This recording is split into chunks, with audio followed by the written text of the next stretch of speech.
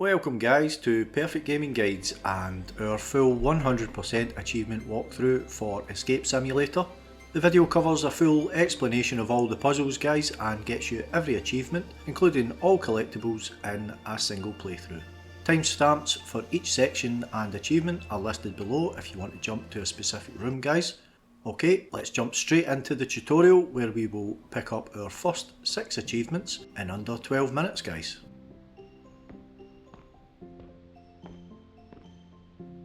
Pressing the A button on items allows you to drag them around and then you just press it again to let it go. Pressing X allows us to duck down or crouch. Again, using the A button we can pick things up like this key here guys and open up the door. If we press A we get things in our hand, and if we press B it puts it into our inventory for us, so we're going to put these 3 items into our inventory by doing that, pressing A and then B for each one of them.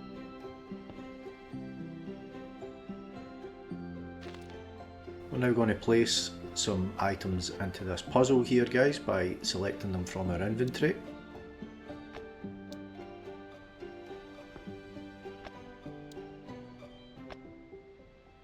There's also a quick way to put things into your inventory guys, so if you just double tap A it saves you pressing A then B. So we'll just do that with all of the balls that's lying on the ground here and on the table. And there's a few more in this cupboard here.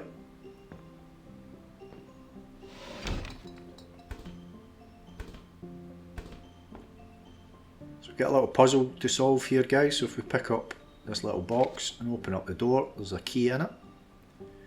Turn the box around and we can stick the key in there and it's going to pop up a number.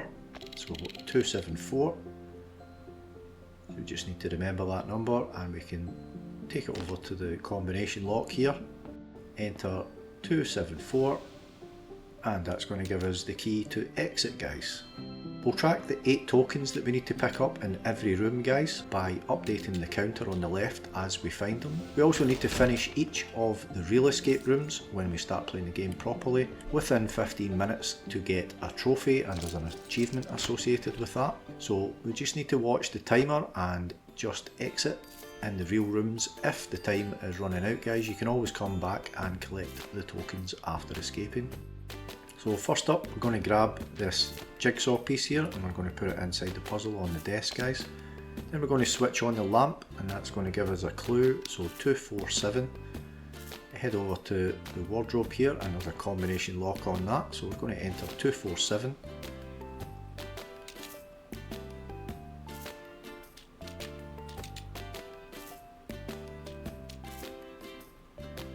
That allows us to open up the wardrobe obviously, and we're going to pick up the second puzzle piece in there and put it into the puzzle. Next we're going to head over to the bed and we're going to lift the pillow by pressing A and dragging it out the way. Then pick up the third piece of the puzzle and place that in where it belongs. Then if we go to the little blue bedside table in the top drawer, we're going to find the 4th piece. Put it into the puzzle.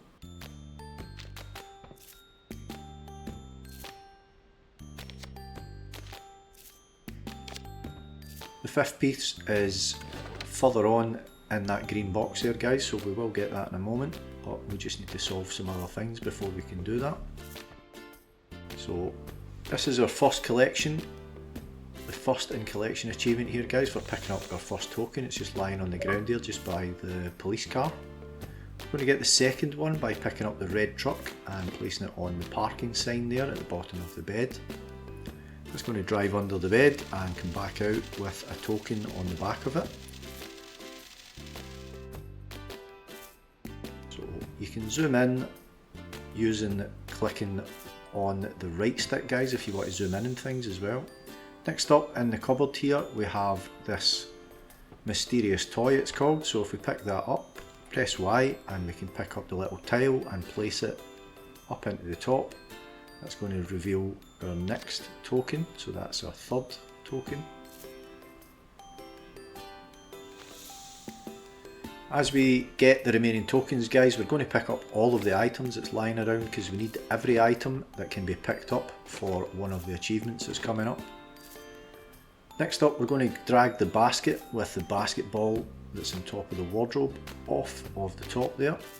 Pick up the basketball and spin it around, and we're going to find our 4th token on that.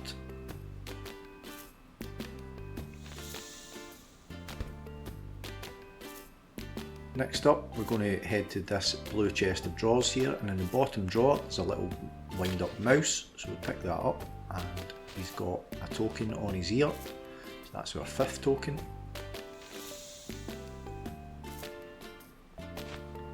While we're in there, we might as well grab all the items that's in the other drawers, guys.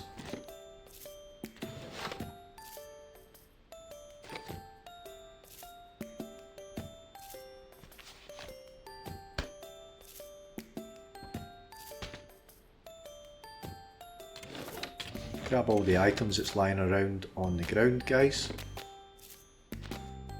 Basically anything that you can pick up, we need to pick it up. This trophy here as well. Open up the window, and we're going to get our next token here by bringing the bird cage in and opening it up. If you look inside, you'll see the tokens lying on the floor of it there.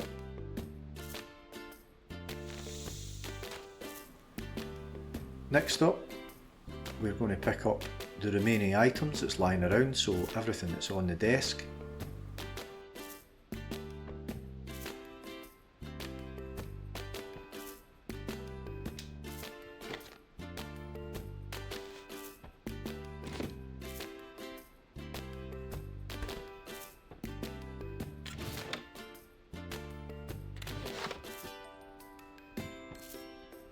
Little red truck, need to grab that, and this beach ball.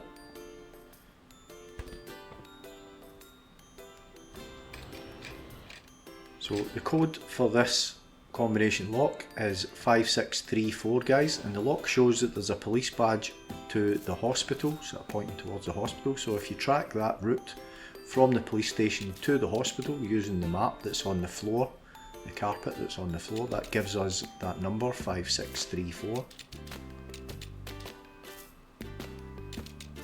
So once we've opened that up, we can grab the other items that's in there, and that's our final piece of the puzzle there, guys. We can put that in. Now at this point, this is going to open up and give us the key that allows us to exit the room. We don't actually want to exit right now, guys. We need all of the items, so we're just going to grab the key, grab the box, and just before we put all of the items into the trash can, guys, we're just going to look behind the trash can, and we are going to find our 7th token.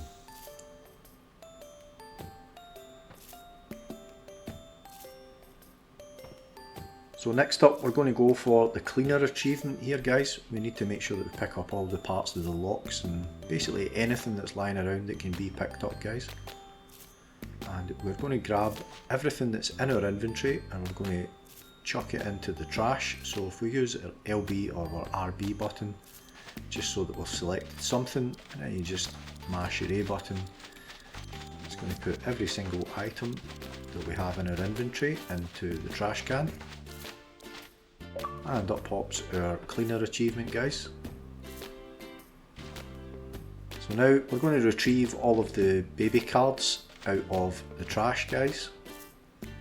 We need them to get our final token. We also need to throw any random item as well, so I just picked the basketball, but you can pick anything.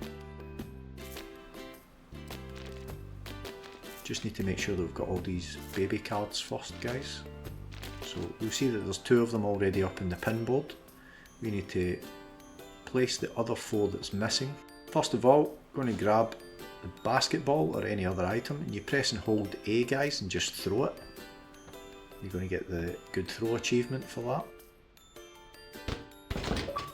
Now we'll place those cards, guys. I've actually got a book that I've taken as well, which is not correct, but we've got all the cards as well.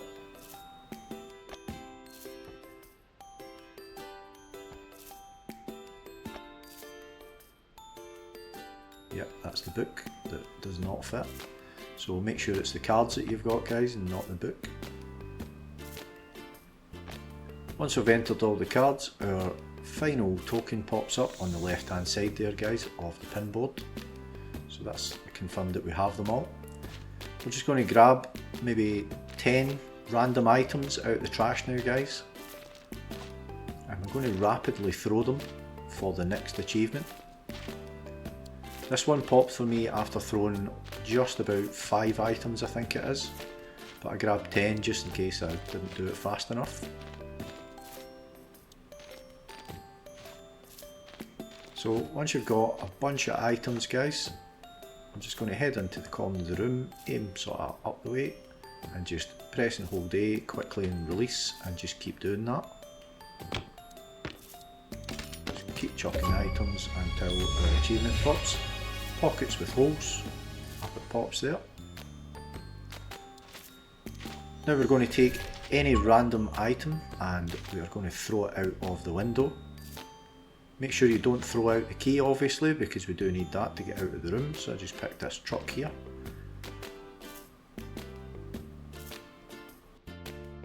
So up pops the breakout achievement guys for throwing the item out of the window. And now that we've got all of those achievements, we have our tokens guys, we can head over and leave the room.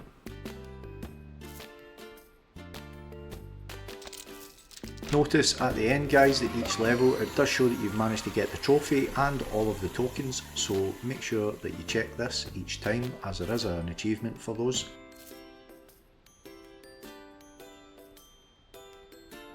So moving on to the Labyrinth of Egypt guys, and we're going to start the first chamber here. And as I said guys, there is a trophy for each one of these rooms, and as you can see also there are 8 tokens that have to be collected in every single room in the game. So once this one starts guys, we're going to head over to the right and we're going to pick up the briefcase. Press the buttons on it so that we can open it up. Click on the lid and we're going to grab all of the items that's inside that. We're going to get the Destroyer achievement here for picking up the 2 pots, so just pick up these 2 pots here guys, the sort of vases. The second one you just need to drag it and hit it off something. Up pops your Destroyer achievement. After breaking that one, you'll notice that a part of a pyramid has appeared. We're going to pick that up guys, that's a part of one of the puzzles. Next we're going to equip our brush and we're going to wipe away the sand that's on top of this box here to reveal some symbols.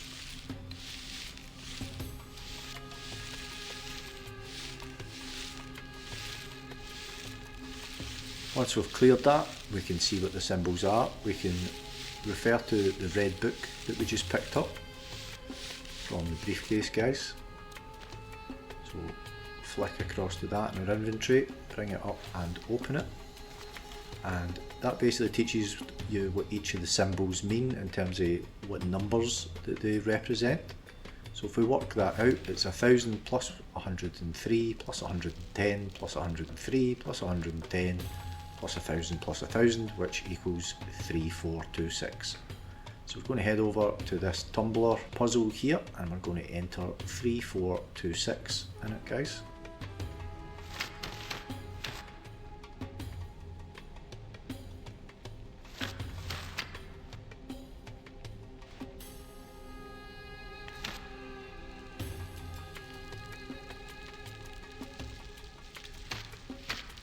And that allows us to get the key that's locked above there. Use the key on the box, and we need one of the gold coins and the gold and red pyramid part guys, so this part here. We're going to get the Great Tower achievement here guys for stacking the 3 pieces of wood to make a tower. Now this can be a bit fiddly, this one. The achievement is a bit glitchy and you can get it just by picking the piece of wood up and lifting it up into the air, but that does not always work. So try that first, pick it up and try and lift it up into the air. If it doesn't work, we are going to have to lean the 2 big pieces of wood so that they're touching each other, just lean them against the wall. And then you pick the smaller bit up that's sitting beside it there, you'll see it. And place it on the top.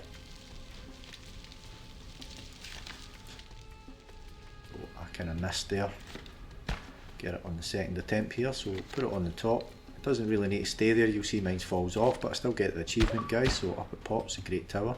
Don't waste too much time with that, guys. We can actually escape the room. If you've not managed to do that quickly, we can escape the room and you can remain in the room and finish that one off. It's important to finish within the 15 minutes obviously, so that we get our trophy. So head over and we're going to pick up that red piece there and blue book.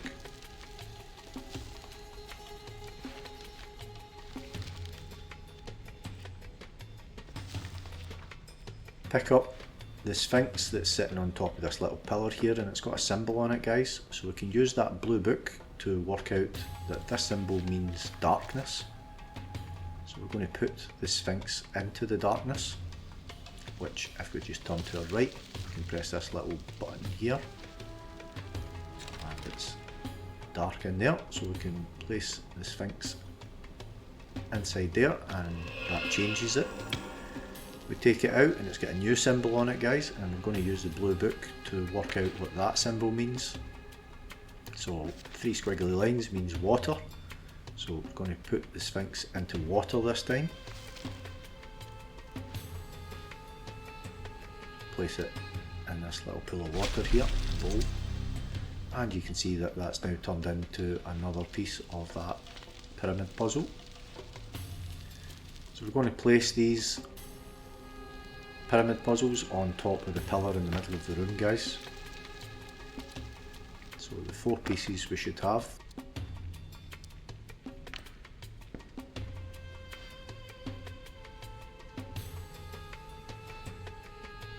A little bit fiddly at times.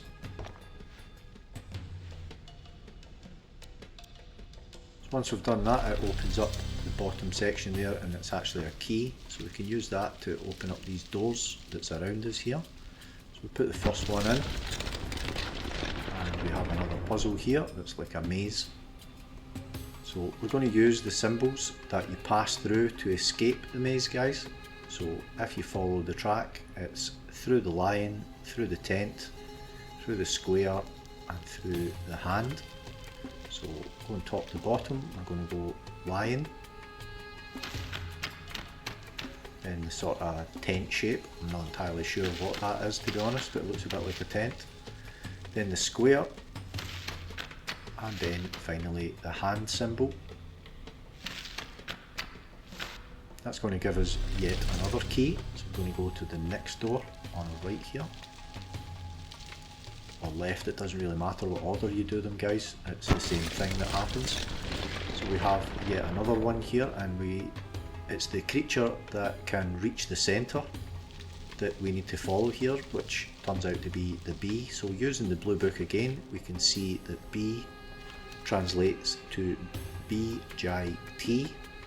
So if we look at each of those, it's a foot represents B, snake represents J, and the sort of half circle represents the T, guys.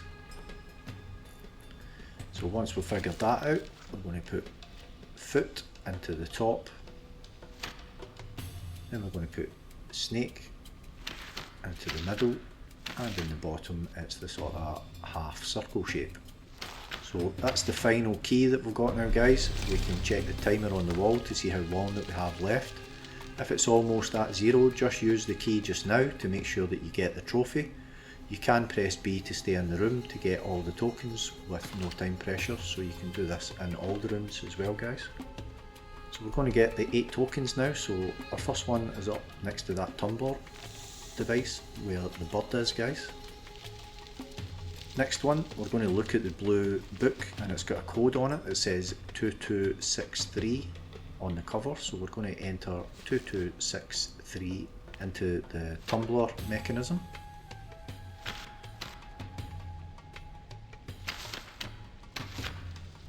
And the other bird is going to turn slightly to the left there, and we're going to be able to get our second token. Next up, we're going to head to this hanging basket thing that's just to the left of the birds here, and if we give it a little swing, one of the tokens falls out of it and lands on the ground there, guys. So that's token number 3.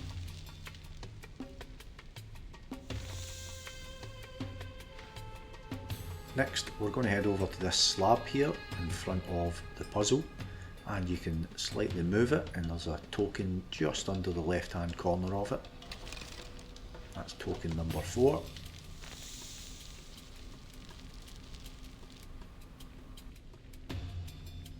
Next up we're going to grab the green bottle that we picked up and we're going to take the lid off it, guys. And if you tilt it slightly you can see that there is a token inside it, but we can't reach it yet. So you need to dip it into the water, and that's going to make the token float to the surface. How that works when it's metal I don't know, but there we go. So we grab that, that's token number 5. Next up we're going to grab the shovel here and we're going to head over to these rocks, and if you move into the right position you'll see that it kind of jams in between them and allows us to separate the rocks, guys, and get our 6th token underneath them. Next up we need to equip our brush to brush some sand away from the pillar right in the centre of the room, guys.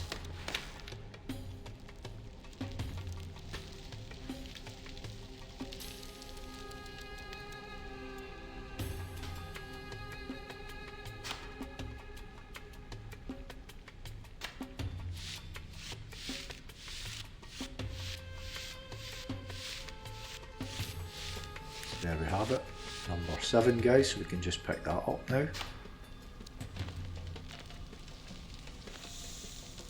And now our final one, remember those gold coins that were in the box? We need to have picked one of the gold coins up, guys, and we can just drop it into the pool and it turns into our final token. So now that we have our 8 tokens, guys, we can see the timer. We had 4 minutes and 18 seconds still left.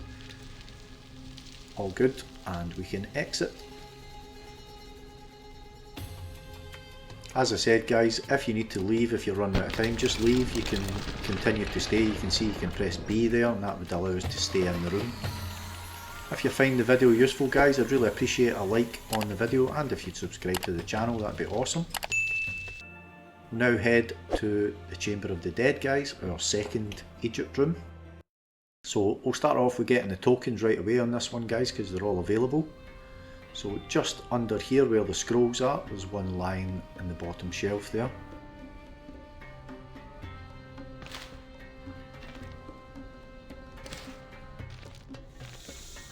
Then inside this scroll in the middle shelf, the one on the left hand side, if we open that up, we're going to find our 2nd token.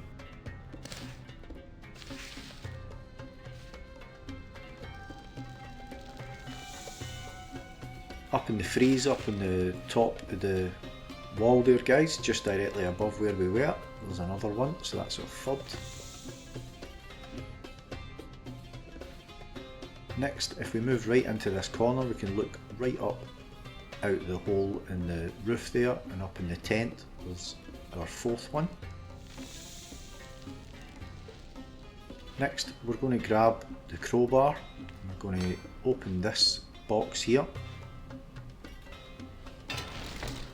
Grab the lid and drag it out the way. Pick up the vase. You can just set that to the side at the moment, and in that corner there, guys, we can see our 5th token just under the sand there.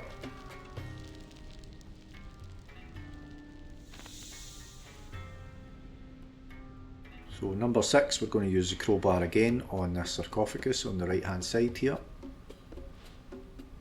And if you look up the very top and the inside of it, find token number 6.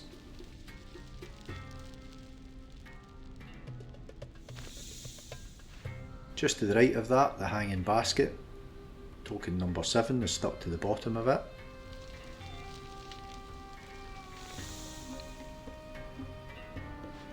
And our final one, if we head over to this puzzle here, we'll see it is just at the very back of it, left hand corner, and that's us got all 8 tokens, guys.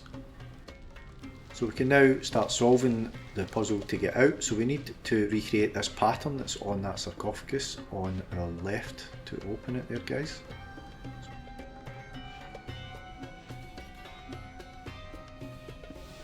start with the beetle and we want to move to the right, all the way up to the top, all the way to the left, halfway down to the middle, across to the right to the middle, up to the top, and then over to the right.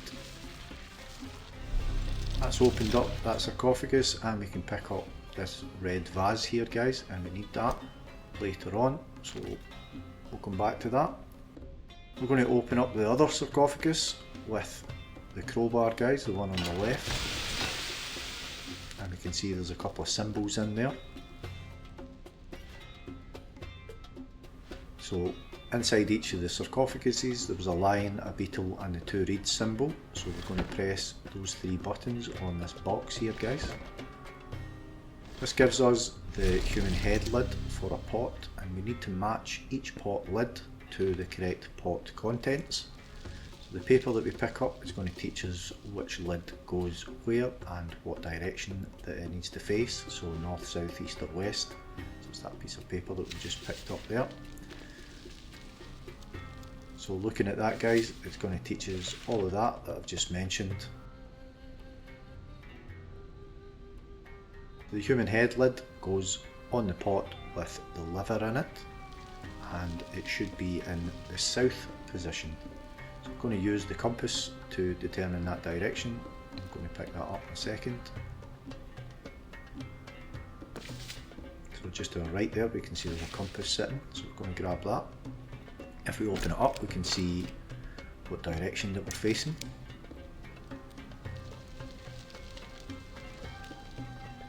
So this is the 4 pots, and if you look inside, guys, you can see what's in them. So you can see this one here is the liver. So I'm going to put the head on it, and then we can drag it over to this position here, which is south. Next up we're going to grab these 3 red balls that's down in the corner here where all the scrolls were. Each of them have symbols on them, guys, and it's basically we need to figure out which weight they are using these weights. So first up we're going to put the bird into the left hand scale, and using the scales we can find that the bird equals 6, so we put ball 5 and 1 in the right hand side and we can see that it's equal, so that tells us the bird equals 6. Take those all out and we're going to put a water symbol, which is like the squiggly line, in, and we're going to try and work out how much it weighs. So if we put the ball with the number 2 on it,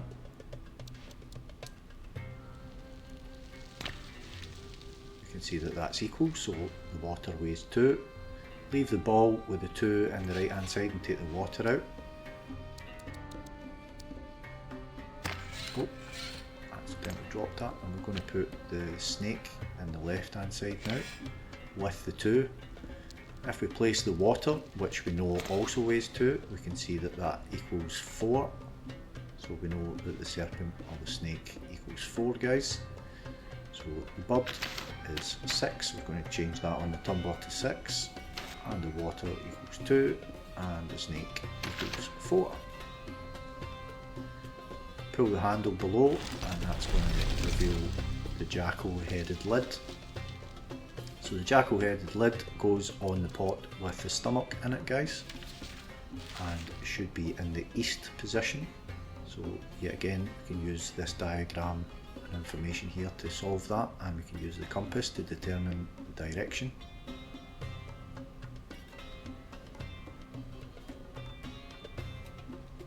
So grab the pot lid, guys, and we just need to work out which one is the stomach, which is this one here next to this big blue pot. So we'll put the lid on and we're going to drag it over, and it needs to be in the east position.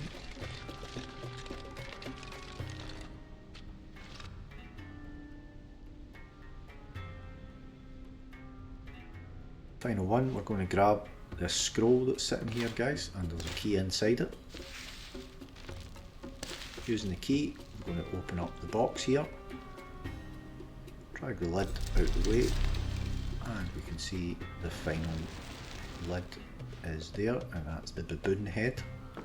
That goes on our last pot with the lungs in it, and we're going to drag that over, and that is the north position, and that opens up the section in the middle, and we can pick up the item and place it in the jackal statue's hand, in the right hand that is, and in the left hand we put that red vase that we found earlier, and that allows us to exit the room, guys.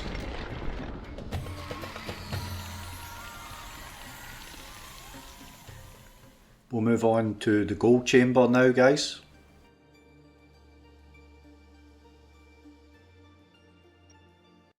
So right at the start of this one, guys, we're going to get the Clumsy Escapist achievement for breaking 7 objects in 5 seconds. So we need to pick up these 4 identical vases, guys. Then we'll pick up the pickaxe, and over in the corner here we can use it to open up this box. Drag the lid out the way so that we can get to the inside of it, and we can see that there's another 2 of those identical vases in there. Because they're stacked, it makes them easier to throw. We're going to throw the first one so that it hits this larger vase there, guys, and just keep throwing them until they're all gone, and that will be 6 plus the large one equals 7.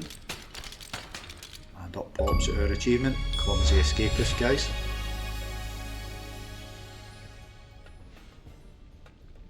Then turn round and we look where we moved the lid off the box, guys. We'll see that there's this notepad sitting on the ground here.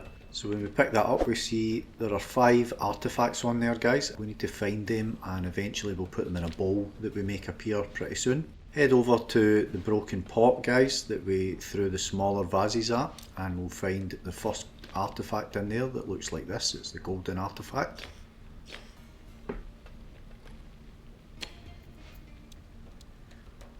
And now we've got some puzzles that we need to work our way through, guys, to find the remaining 4 artifacts.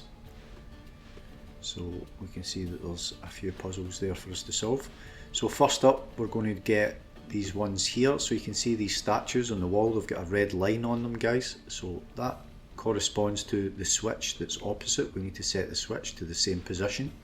So that one just gets put down 1 notch. This statue, it's got the red line right at the very bottom, so we need to lower the switch down to the very bottom in this one. And up pops that bowl that I mentioned that we need to put the artifacts into. Head over into the corner and we'll drag this chest out from the wall because we need to look all the way around it. We'll see there's pairs of symbols, guys, that are circled, so we need to sort of mentally take a note of them. We're going to use them for this next puzzle that we have here. So up on the wall we've got these discs, and we need to basically match those symbols on the chest. So the top one on the left, we're going to set it to the tent, and the one on the right at the top we're going to set to the bird. This one's already in the correct position in the left in the middle, the foot, and then on the right we need to set it to the bird. In the bottom one on the left hand side we set it to the cup, and the one on the right we set it to the lion. And that's going to spin that round and let us pick up the key. We can now open that chest, guys, with the key. And in there are some other clues for another puzzle and also another golden artifact, so it's the bird this time. That's us got 2 of the 5. So we can see there's another puzzle up here, guys, with tumblers different colours, and basically inside here we've got all these gems. We just really need to set each of the tumblers to the correct number of gems that's in the chest. So the top one, the blue, is 2. Then we can see the next one is a kind of pinky colour. In the middle we set that to 5. And then the red one, we can see there's 3 gems, so we're going to set the red one to 3. And that gives us access to our next golden artifact, the jackal. That's us got 3 of 5. So next up we just crouch down, there's a little peg that we can take out at the bottom of that, and that's going to drop this little compartment down where we can get another key for another chest, guys. So if we just turn around, that chest is just behind us there, Open it up, and we can see we've got our fourth artifact in there, the chalice.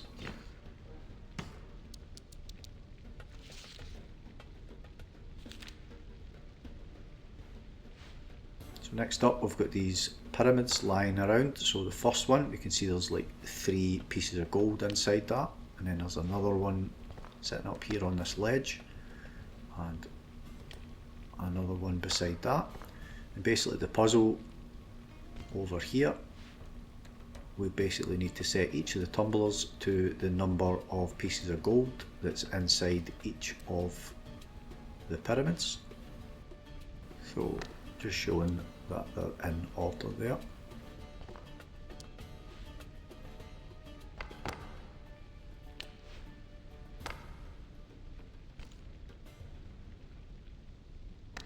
So the largest one has got 3, so we'll set that to 3. Middle sized one, we're going to set that to 8.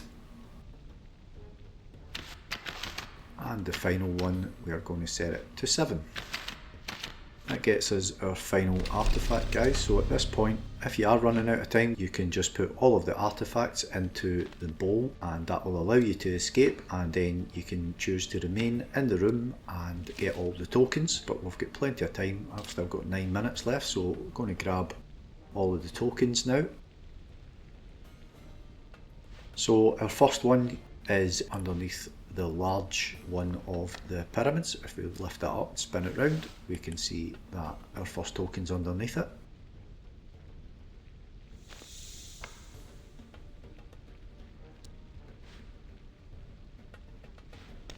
Next one, if we head over and we pick up this tin of baked beans and we open up the lid, we can see that our token's inside there.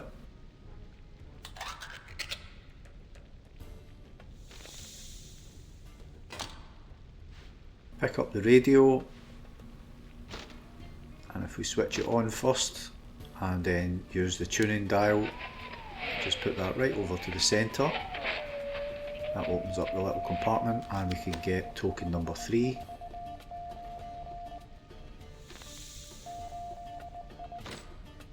Look to the left of the timer up on the wall, guys, and that's number 4, just to the left hand corner of it.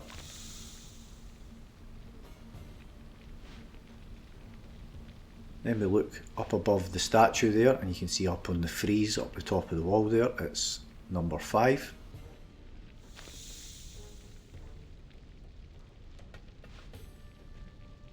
Pull this smaller chest out from the wall, guys, and we look round at the back corner of it. Number 6.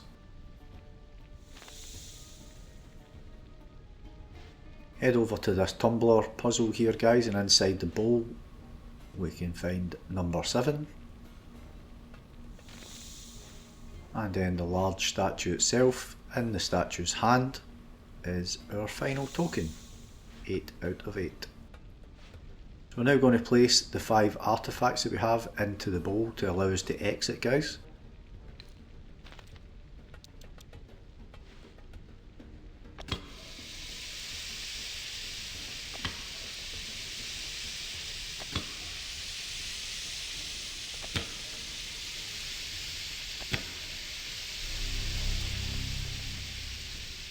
And as long as you've done all of that in under the 15 minutes, you will get your trophy, and we've already picked up all of our tokens, guys.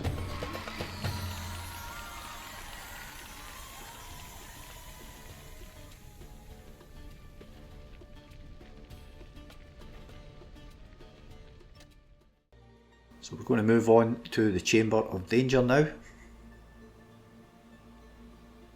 And we're going to get the Uber Skull achievement here for placing the skull in the fire. So if we move over to the skeleton here, take the hat off of its head and it's going to fall apart. You can pick up the skull, and if you place it into any of the fire pits,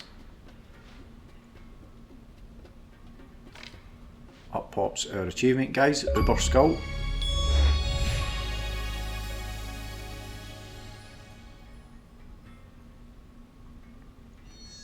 Next up we're going to pick up this ball here.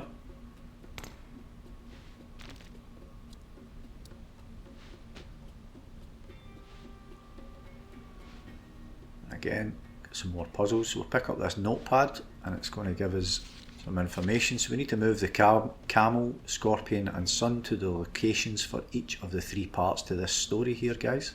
So part 1, we're going to move the camel to the right side. So you move the position first and then you press whatever item it is that you want to move. And move the slider over to the left and we're going to press the scorpion, and that has solved the first part.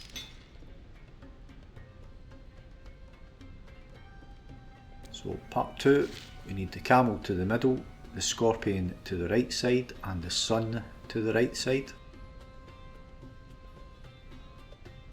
So moving, we don't need to move the slider, sorry, we're just going to move the camel 1 position. Then we're moving the slider to the right and pressing the scorpion button. Then we press the sun and it's going to move. So that's the second part of that solved. Third part, we need the camel to the left side, the scorpion to the left side and the sun to the left side. So we just move the slider to the left side first of all, and then just basically move everything over to the far left hand side.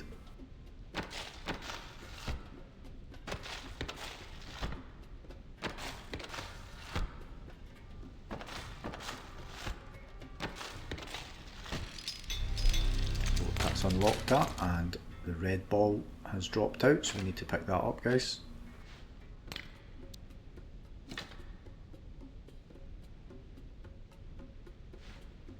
So we'll pick up this little spindle thing here that's like the shape of a pyramid, guys. It's got the 4 symbols on it. For this puzzle we need to identify the missing symbol for each of the 4 pictures on the wall by comparing them with the spinning pyramids below it.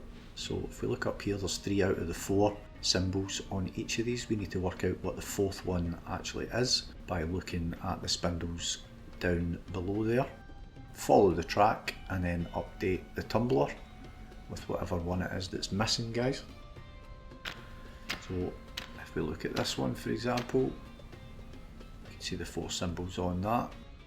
So once we've worked out which one's missing from each of the top here, guys, we can figure out that it's twisted flax is the first position.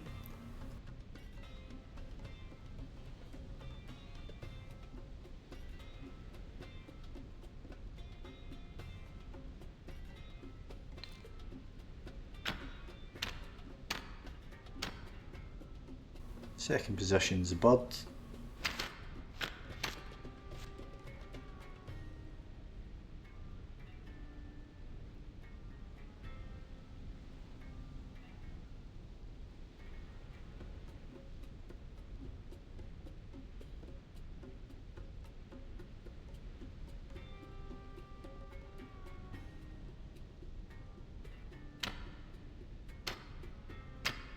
Third position is the reed, which is already in place.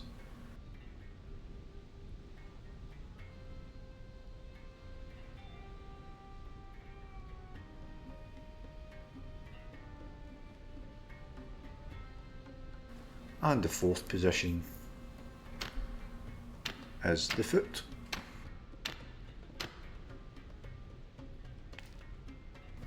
So that gives us access to the next ball, the gold coloured one, guys. So we have 3 now. And you can see there's positions there that looks like that's probably where the balls goes. So we're going to push the buttons in this puzzle here, guys, in the order that they light up when we press this button here. So when it's a man and a jackal that lights up, for example, you would pick the man with the jackal head. The correct sequence is numbered below here, so it's the first one is the one in the middle, second one is the bottom right, third is the top left, fourth is the bottom left, and fifth is the top right. That gives us access to the final ball that we needed, guys, for this other puzzle. So if we head over and we just place them into each of the holders, If the ball is in the correct position, guys, it will float in the middle. If it's wrong, it will either float high or low. So we'll press the button to check, and we can see we've got 2 of them right. If we swap the red and black ones round so that the sequence is black, red, gold and blue, press the button again, and they're all in the perfect position there. We can now pick up the mirror, take that and place it in the centre spot here in the ground, and that's going to open up another little puzzle where we need to line all of the connections up here. So we grab the sort of outer part of it and we just spin it. You just need to make sure that each of the beetles lines up with a groove on the large ring on the outer side of it to get started.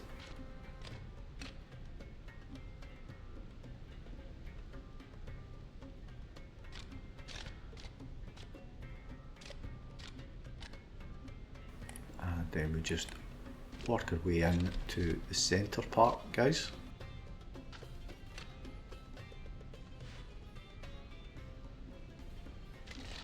Once that's all nicely lined up, the mirror will turn round.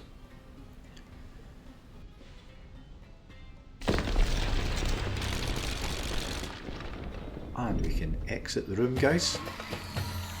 So now that we have the trophy for this one, for completing it in under 15 minutes, let's get all of our tokens as well, guys. So we're just going to hit B to stay in the room. And we've got a little token counter on the left side there again.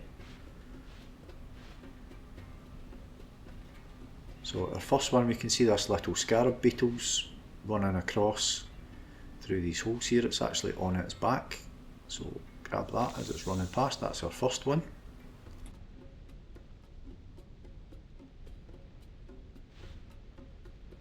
Next up, in this pile of gold coins, guys, there's a coin just lying at the front of the pile. That's our second one. Then our third one. If we pick up the skull again and we flip it round, we can see it's in the underside of it.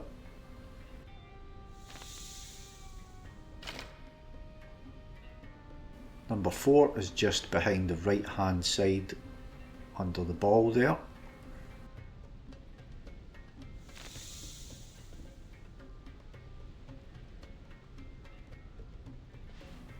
Fifth one, if we go over to this tumbler puzzle and if we crouch down, you can see it just up in that back corner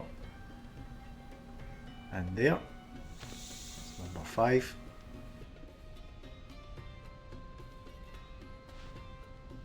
Number 6, we're going to use the pickaxe, guys, and we can see just there's a bit of broken wall.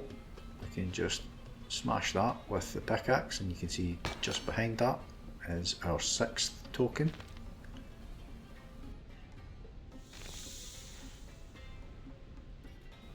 Turn around and head over towards where the bird is there, and we can see it's just in at that little corner there. So grab that, that's number 7.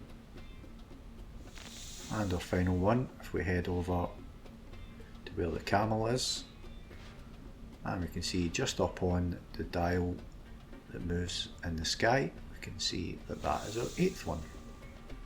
So now that we've got our trophy and all of our tokens, guys, let's move on to the final room in Egypt. So we're at the top now, and we're going to get the Egypt Escapist achievement here for earning a trophy in all of the Egypt rooms, guys. So we first start off and we've got this puzzle right in front of us, guys, and if we grab the item that's inside the orb and we flip it upside down, we can see it's kind of stripy at the top and spotted at the bottom. So we just need to turn the top tumbler once to the right, and the bottom one we just need to spin that once to the left, and then we pull the handle at the bottom there. So for this puzzle here, guys, we see this shape here. We need to replicate this shape by pointing the beam of light at all these little pillars in the distance here.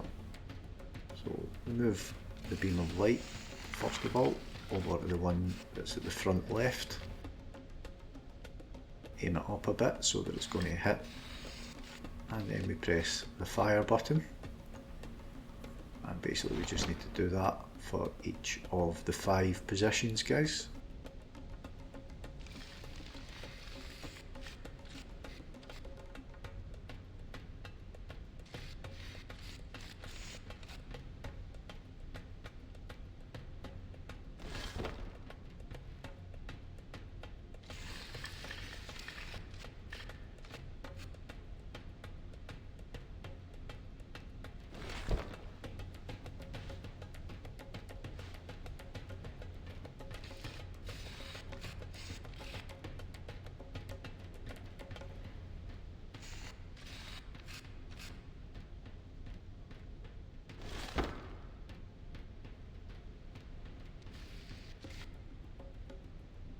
And the final one is the broken one that's lying on the ground.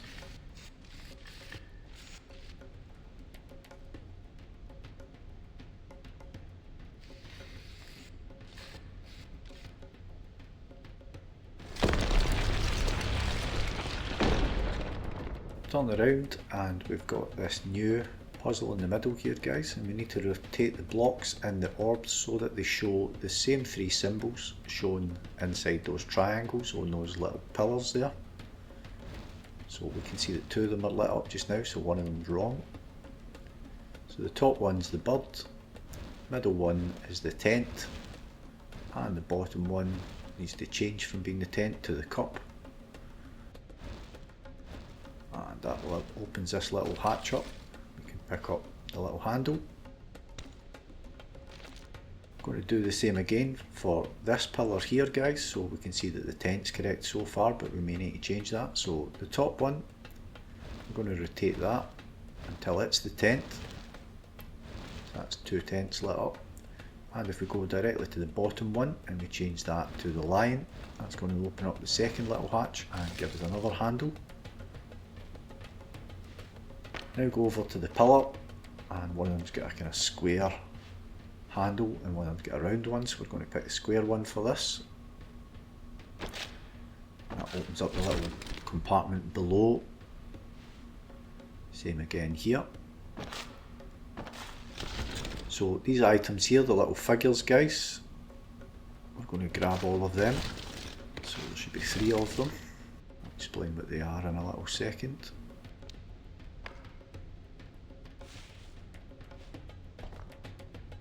Once we've got the three of them, if we move to the right of this fire pit here, the fourth one is there as well.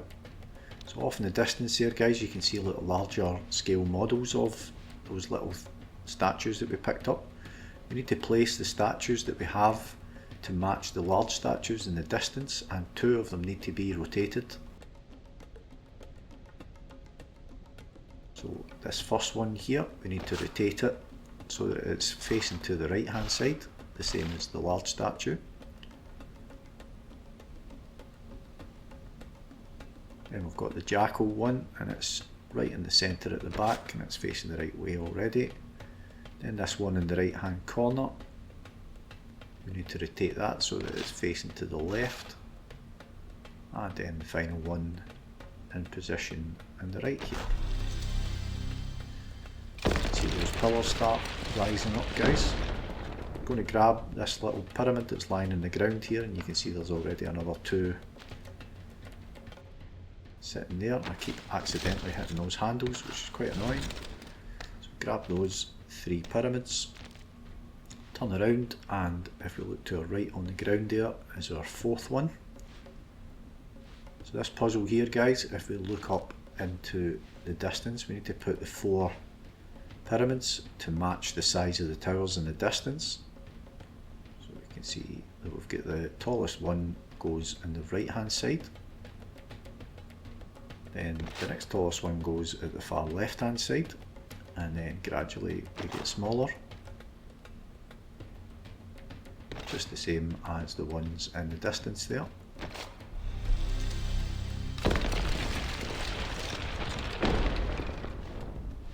We need to slide these panels, guys, to replicate the order of pillars and monuments that are in the distance. So once we just look up, we just move some of them out of the way first of all so that we can kind of see them all. If we look up into the distance, you can see that there's like pillars and a stepped pyramid there, then the pyramid, then the sphinx, and then another pillar. So the correct sequence is shown up on screen there.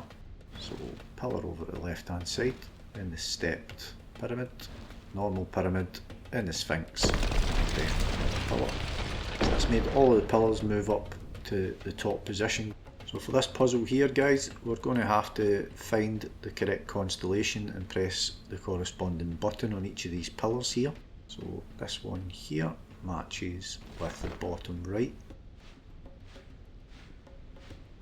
This one here matches with the top button.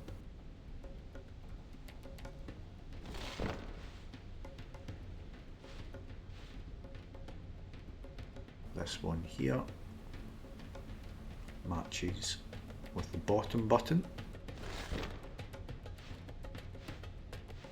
and finally this one here matches with the top button, and that allows us to escape the room, guys.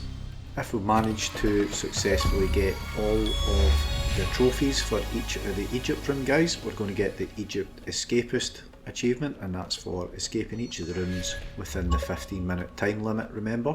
Now that we have the trophy, guys, for completing it in under 15 minutes, let's get all of the tokens too. So we're just going to hit B so that we can stay in the room, and first off we're going to head over to this pillar, the fire pit beside it, guys, and just down to the right of the step there we can see in the sand is our first token. Turn to our right and we look just down the steps there and we can see our second token kind of down at the bottom there. Turning back to the left and we head over to this fire pit here, guys, and just behind the fire pit is our third token. Head over to where the laser beam thing is, guys, and we're going to pick up the lighter, open it up and click it so that it lights. Then we go to this unlit fire pit and we're going to use the lighter on it. Once that burns out, we can see that our fourth token is lying at the bottom of the bowl, so we'll pick that up. Number 5, we head over to the laser beam. We can see it's actually attached to the right side of it there, guys.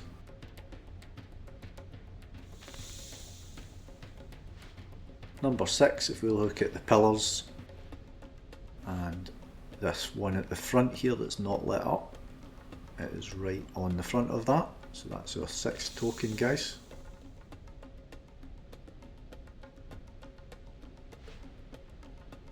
Head over here to where the little statues are, guys, and we look, crouch down and we look underneath the little platform that they're on. You can just about see it. Kind of tricky to get to line it up properly. As soon as you get the little cog you can pick it up, so that's number 7, guys. And our final one, there's actually a clue to this, so if we head over here, pick up this piece of paper, you can actually see that's circled on the statue's head, but it's actually the main statue here in the distance, so if you focus on its head you can actually zoom in on that, guys, if that helps. So up pops our Egypt collector, guys, for getting all of the tokens on all of the Egypt maps. If you're enjoying the video, guys, and you're finding it useful, I would really appreciate it if you'd hit that like button and subscribe to the channel, and do drop a comment and let us know what you think of the videos too, please. So we'll start the Adrift in Space rooms now, guys, and we're going to start with the Emergency Awakening room. Right away we're going to get the Don't Look at the Sun achievement here, guys, for staring at the sun. So we just go to the window and zoom in on it by clicking on your right stick. Up pops our achievement, Don't Look at the Sun.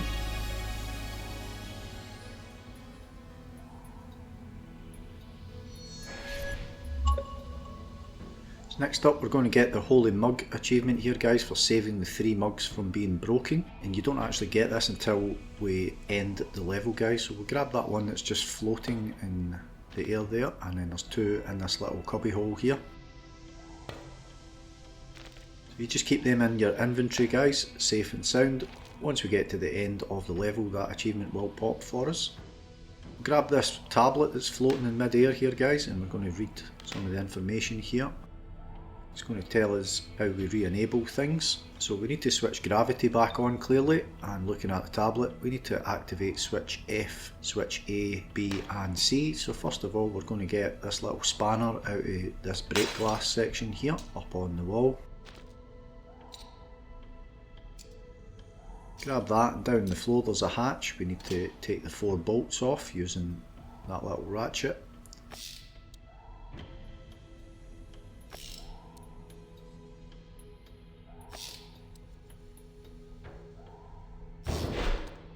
Once the panel's out the way, guys, we just need to line this spinner up so that switches F, A, B and C all line up. Like that. Once we've got that in place, we just need to pull the lever, guys, and that's going to activate gravity.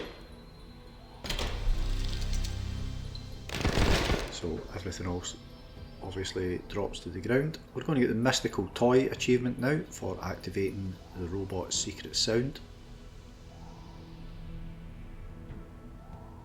So up in this little cupboard up here above the bed there's a robot, so we're going to grab that and we're going to remove the faulty battery that's in it, and we're going to replace it with this one that's on the ground here. So we'll pick up that battery,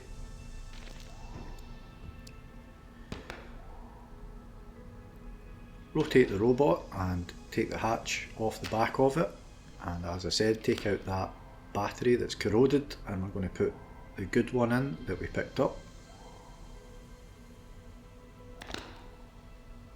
Close the little compartment again and spin the robot round, and we're just going to keep pressing his power button, and it's about 5 times you should have to do this, guys, and he'll change what he says, and when he does that our achievement will pop.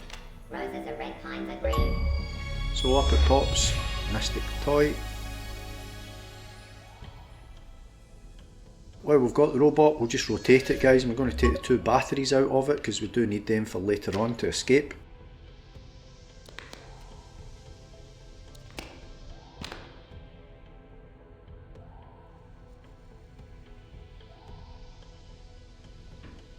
So we'll head over to the monitor at the console here, and we're going to click on it, guys, to log in.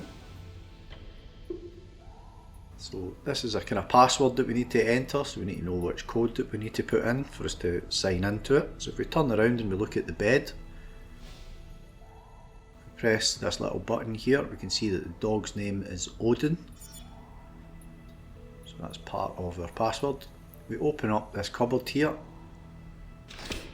grab that trophy, and we can see that's the shape of the trophy on the left bottom corner on the screen there.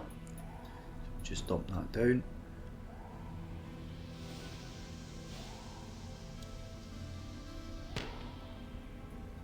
And our last and final clue, if we turn and look on the window ledge there, we can see there's a rocket with the number 7 on it.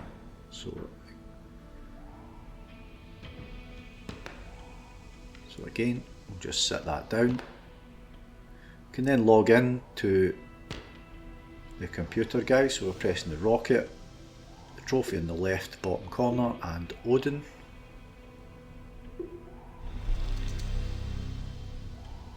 Click on the cog down at the bottom here, guys, and there's some controls in there, but we will come back to them.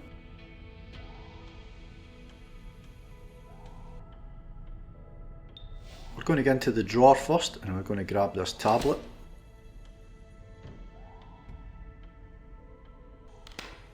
So our door is showing red when we look at it, so the override is required, and this is done by pressing the door icon on the PC 5 times, following these instructions here.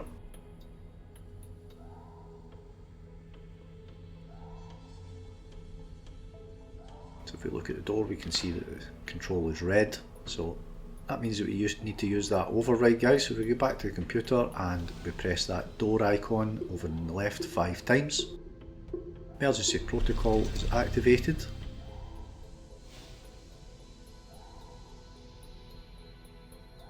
Go over and open up the hatch above the bed, guys, and we're going to get this toolkit here. Open it up, and we only need one of the tools, so it's the one that's closest to us there. It's triangular shaped, so we'll use that on this panel here just above the red notice on the door.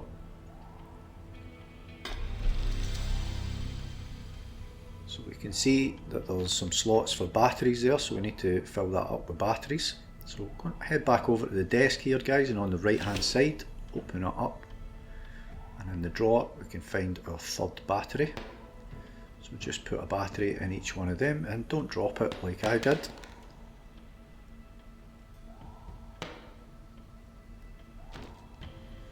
Just need to make sure that we don't accidentally put the faulty battery in here, guys. Make sure it's the 3 good ones. Press the little fingerprint sensor and successfully exit the room. Up pops our Holy Mug achievement, guys, for saving the 3 mugs. And we've got our trophy for leaving before the 15 minutes. So let's get all the tokens as well, guys, by pressing B and staying in the room. So our first one is just by the bed there, guys, up on the wall.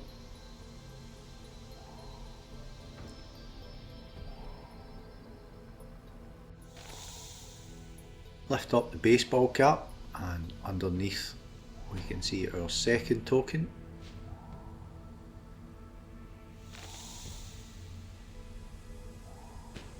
Next one, if we crouch down and just to the left of the bed and at the lights in the corner there, we can see one of them's just tucked underneath there, so that's number 3.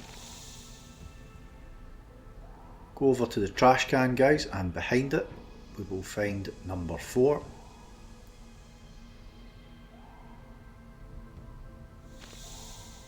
And if we go over into this corner here, guys, we can see just to the left of the desk where the PC is, down on the corner of the wall, we can find number 5.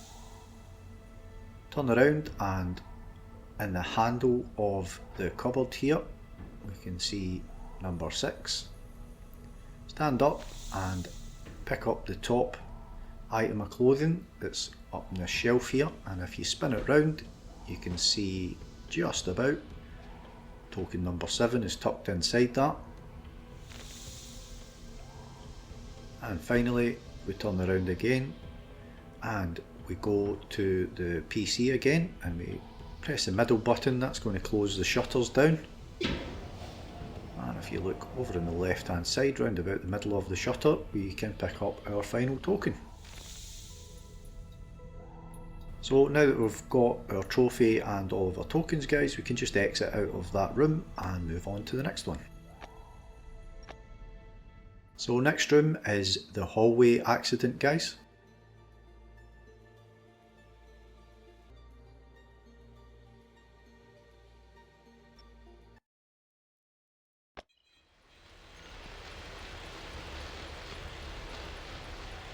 So first off, guys, we'll head over to this panel here with the wheels on it. I'm going to switch off that gas that's coming out by turning the blue wheel.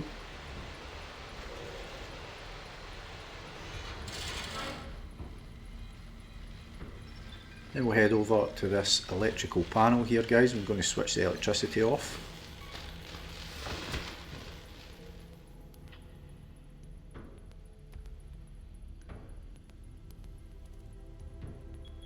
Next up, we're going to press this sensor here so that we can open up the cupboard. And we're going to grab the blank card at the bottom there, the red blank card. We're going to open up the box with the connector pins in it, and we're going to grab all 3 of those.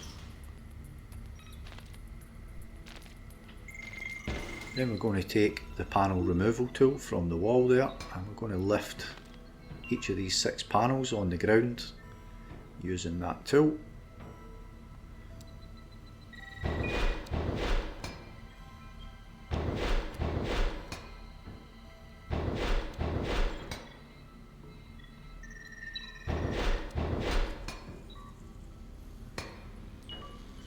Once we've used the tool on them, guys, we can just grab them and drag them out of the way.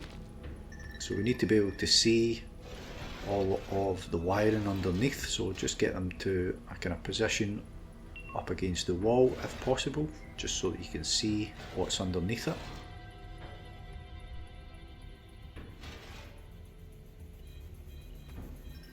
Sometimes it's good to stack them on top of each other to kind of make best use of the space. So all of these ones, we can just drag them over to the left hand side here, stack them on top of each other. So right away, guys, we can see that there's red cables there, and some of them have got bits missing from them, so that's the pins that we picked up out of that box earlier. So we need to kind of complete the circuit, if you will, by filling in the gaps with the pins, but we need to grab that one first. That one's not needed in the position it's in just now, and we're just going to use the pins to follow this red cable here and fill in the gaps where there are any.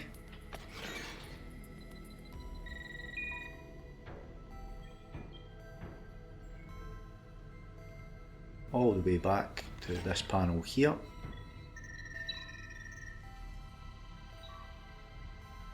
Now that we've done that, we can head back over to the power switch and switch it back on, guys. So that's powered up that unit behind us now. Just below that on the floor there is another blue access card, so we're going to program the red one that we picked up earlier, guys. It's a blank card using the captain's 2 blue faulty cards that we find, and each gives us part of the code that lets us work out what the missing numbers are. And it is a bit like a Sudoku puzzle if you're familiar with that. So dragging all that stuff out the way on the floor lets us find our second faulty card.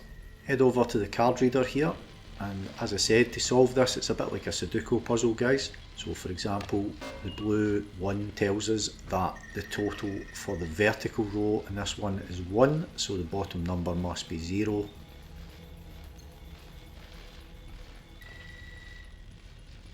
If the bottom number is 0, the numbers either side of it must be a 1, as there is a blue 2 shown over for the total for that row.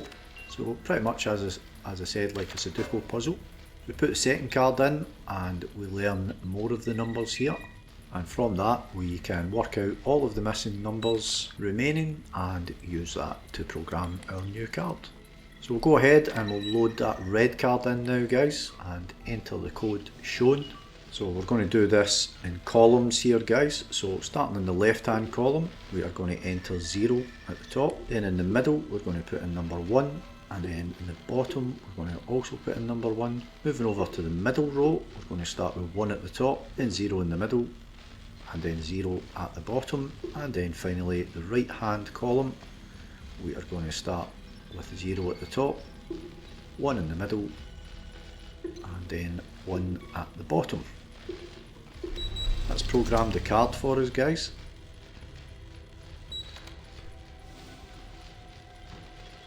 So the exit is blocked with all this rubbish here, so we're going to use this drone here to move all of it out of the way, and we need to repair it first because there's some parts missing, guys.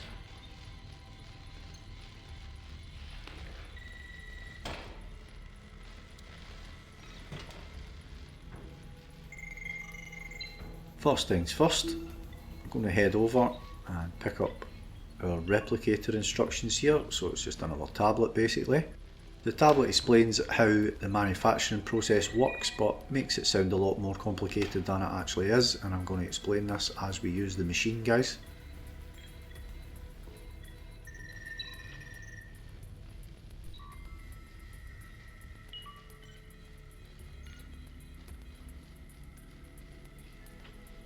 So to make parts we need to replicate patterns shown on these drone recipes here. So to create a cone we need to basically create that pattern. You don't really need to set the tablet there, I just sat it there so I could see it, guys. You can just keep it in your inventory. So we need to load metal into the machine for each part that we make. So you just pick up a piece of rebar or whatever's lying around, put it into the machine, and to make a cone the first 4 blocks need to be solid, guys. So if we set the top block to be solid and set it to +4, and then the 5th one is porous, we set that to +1, and then the next 4 solid again, and we're going to set that to 4.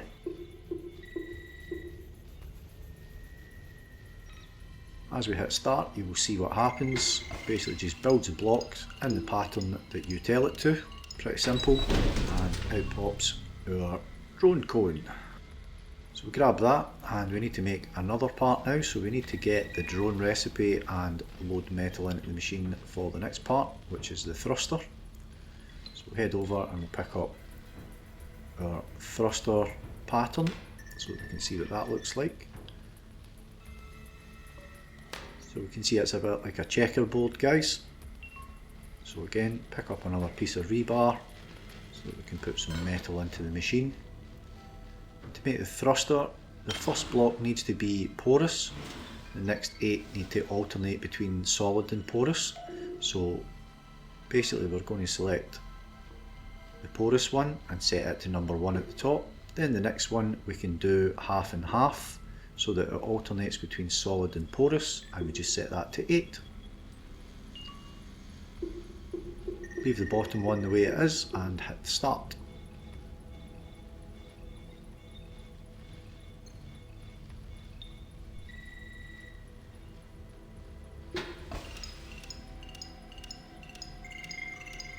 And out pops our drone thruster part, guys. We can go back to our drone now and fit those parts.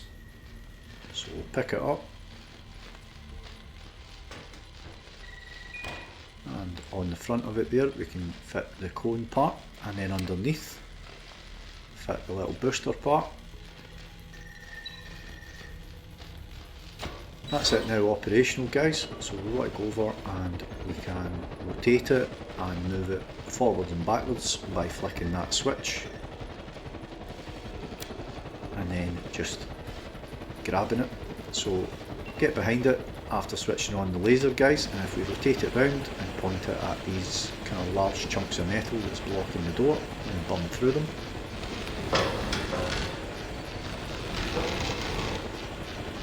And we need to turn round and get rid of these bits behind us as well, guys.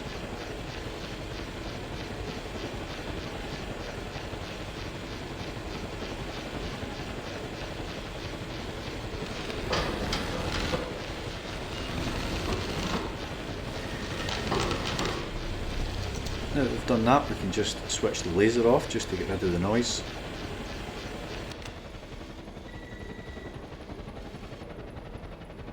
And we can press on the thumb pad here and we can see that that door's jammed.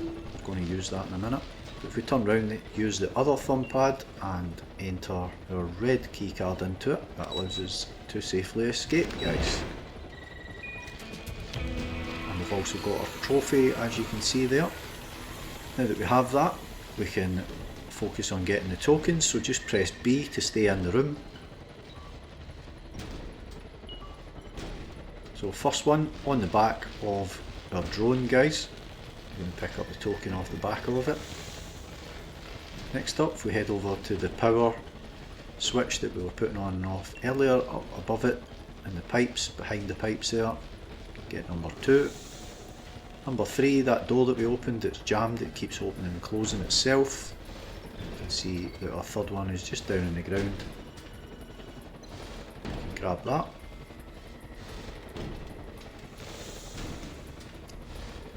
Number 4 is in this cupboard just to the right of us here, just under that bottom shelf.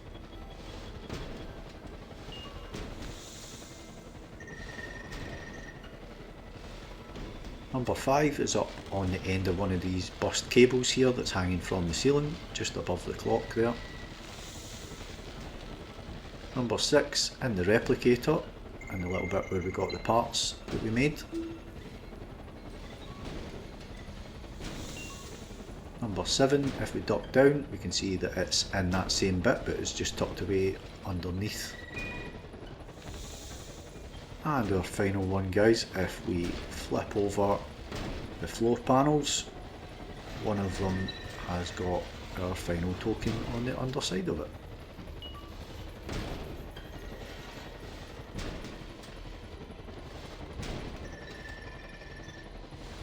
Perfect.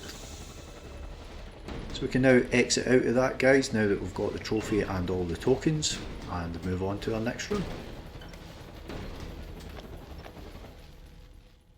So we're going to start our next room now, guys, which is the lab, and we're going to get the doll achievement as soon as we start this room here, guys, but we need to change our character's skin colour to yellow like Homer Simpson first, hence the name of the achievement.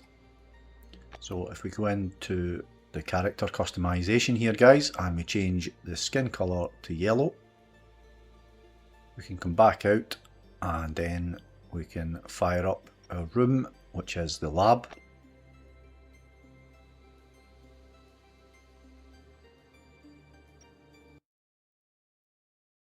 So we need to power up this machine in the centre of the room there, guys. So we're going to start off first of all by getting that achievement. So turn around, and these drawers behind us, the one on the left hand side, if we open that up, we'll find a donut in there. We pick up the donut and up pops our achievement.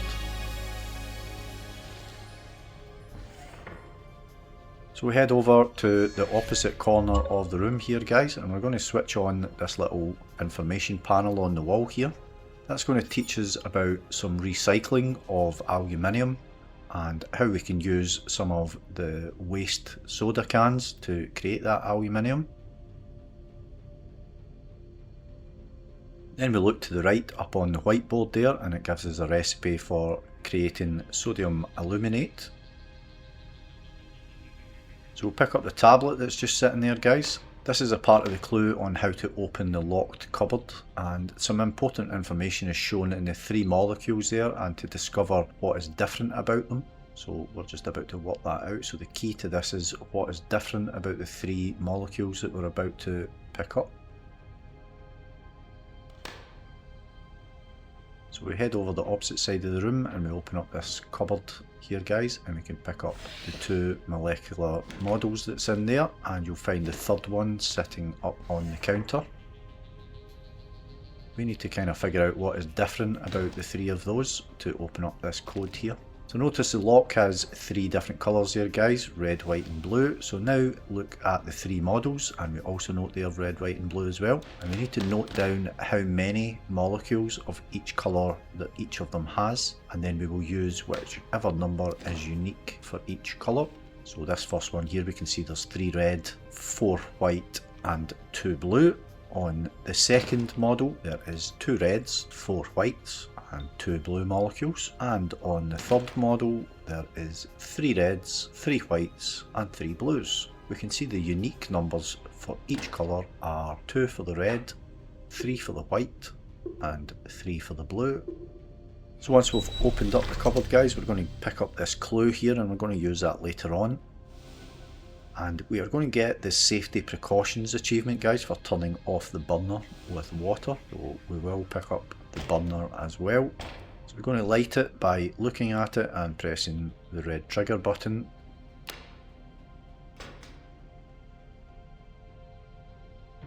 We're going to take it over and we're going to place it in the sink.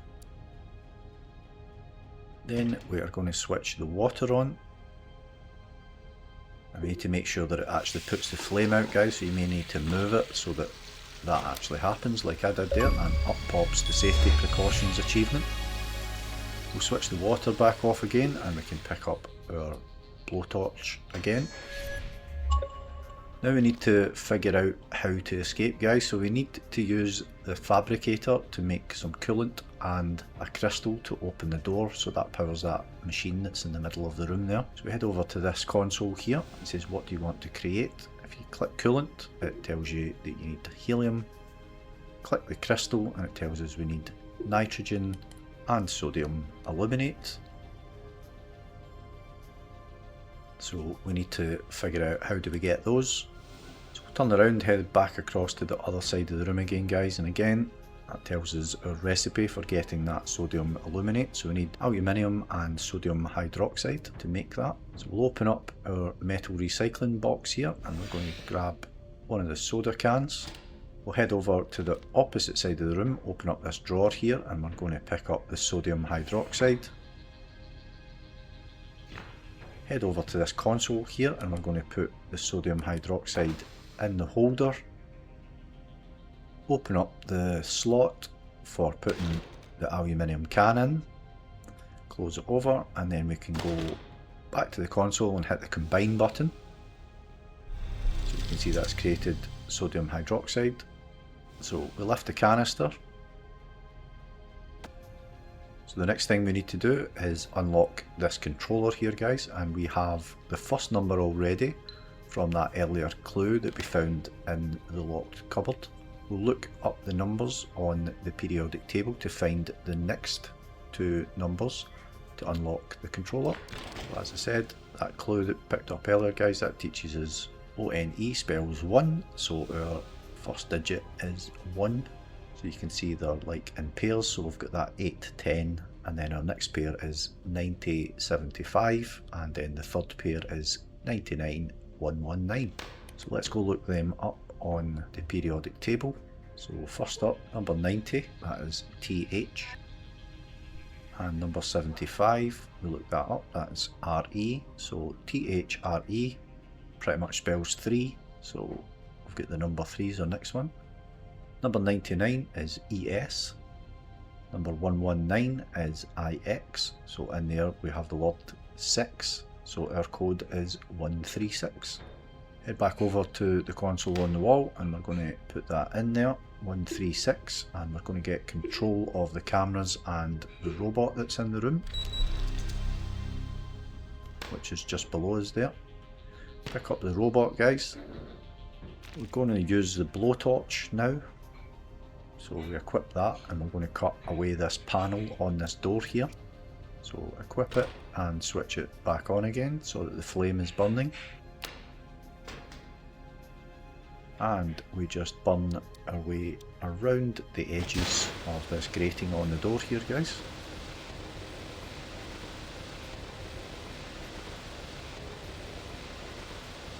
Once that's done, we're going to equip the robot and we're going to place it inside the room. You want to point the robot so that it is pointing at that metal leg that's pointing down the way there. If you've got it facing the metal leg like that, guys, you just need to direct it straight forwards with the controls and it's going to knock all of the nitrogen down to the ground there. So we're going to pick one of those little canisters up. Head back over to the machine over on the left hand side here and we're going to pick up the helium that's sitting beside it to make the coolant. We're going to make coolant first. So we're going to take that helium and place it into one of the canister slots. Back to the console and hit the coolant button. And as you can see, guys, there are tiles here that we need to place and make the same shape as the coolant diagram there. And if you make a mistake, you can overwrite the tile just by dropping another one on top of it.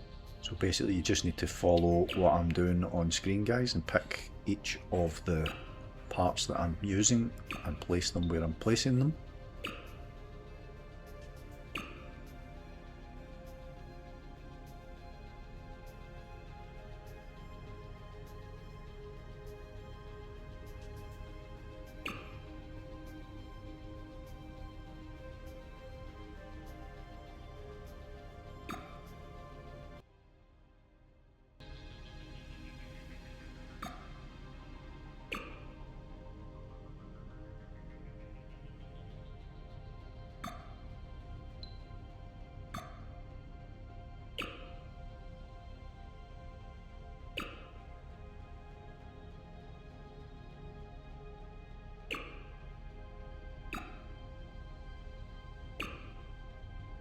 Once the coolant is created successfully, guys, we can pick up the canister that's at the bottom there with a sort of blue liquid in it.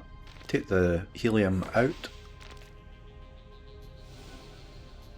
and we're going to put both the nitrogen and sodium aluminate capsules or canisters into the holder so that we can make the crystal, guys. Nitrogen and sodium aluminate canisters in. Head back to the console and we're going to press crystal this time and we'll just clear the display and start again. So again, we place the tiles to make the same shape as the crystal diagram this time. And once again, if you make a mistake, guys, you can overwrite it just by basically dropping another tile on top of the one that you made the mistake with.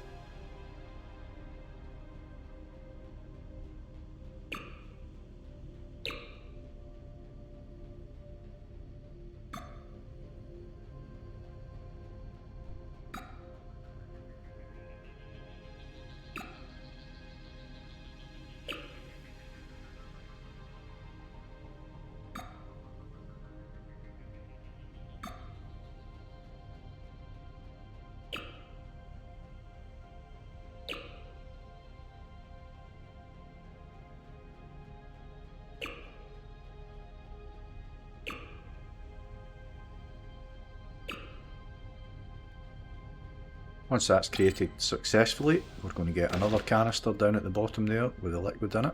Grab that and we'll head to the machine in the centre of the room, guys, and we're going to put the coolant in the bottom slot here.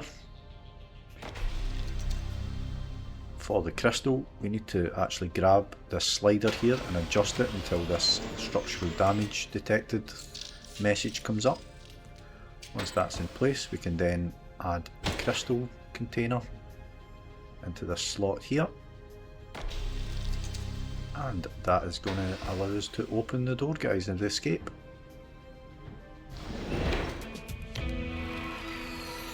So now that we have the trophy, guys, for completing in under 15 minutes, let's get all of the tokens too.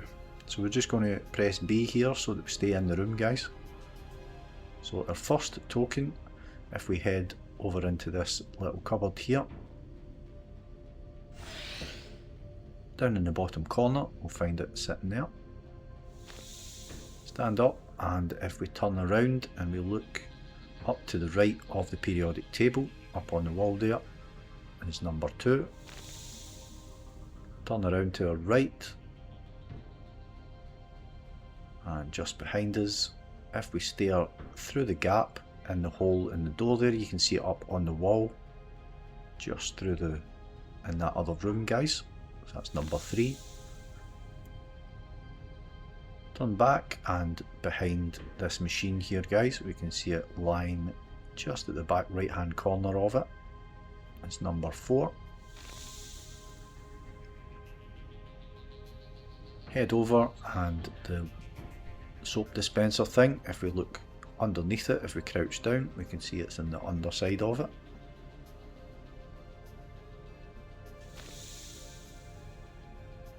Next one, if we look up at the air vent, guys, if we use our blowtorch to cut that away,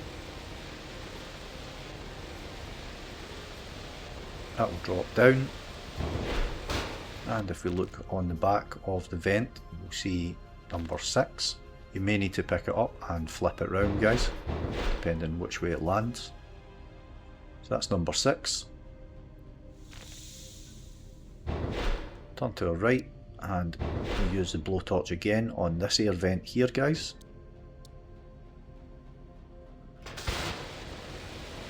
Once that's removed, if you step back a bit, you will see on the wall in the distance, just above L04, is our 7th token.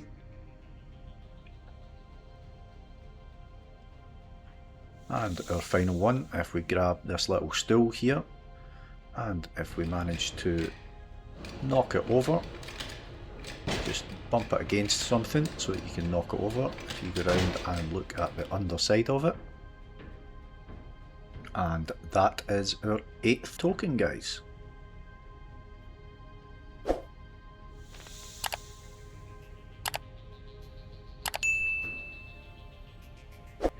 Now that we have the trophy and all the tokens, guys, we can just exit out and move on to the next room. So our next room is the decompression chamber, guys.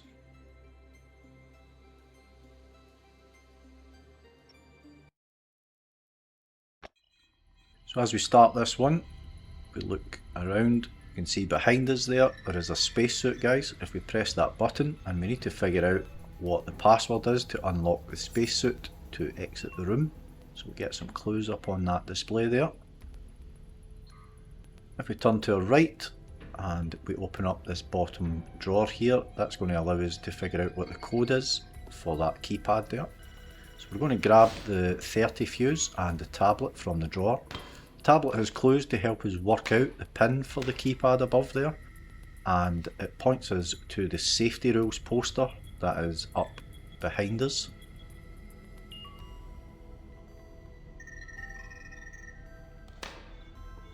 So if we turn around, you see that safety rules poster up there, and each of the rules has a number beside them, guys. So we're going to match up the 3 clues from the tablet to the safety rules. So the number beside the matching rule gives us the pin digit. So our pin so far is the starting the fire in the chamber is not the best idea, so that's number 3. And the next one, use the right tool for the job, is number 8. And our final one, do not open the hatch doors unless given direct orders to do so, is number 4. We turn back around and we head to that keypad. We're going to enter 384.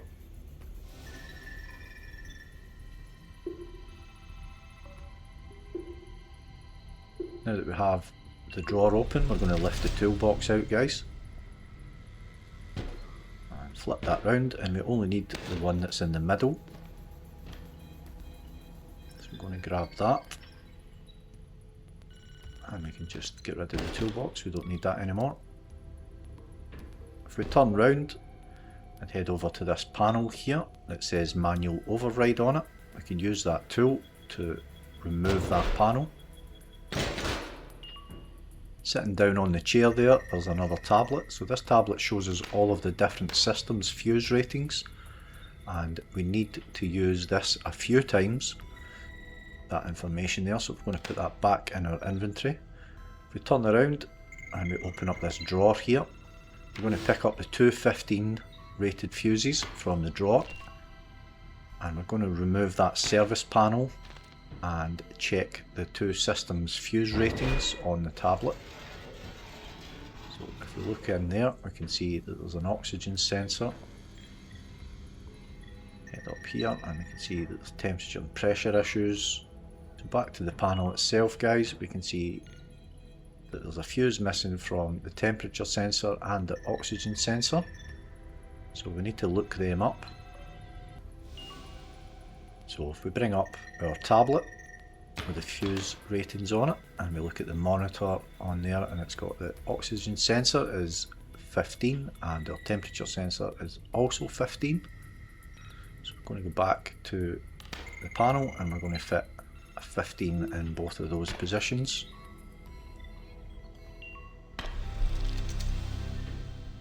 Now that the temperature sensor is back online, we can work out the password for the spacesuit, guys, so we can go back and look at the clues there.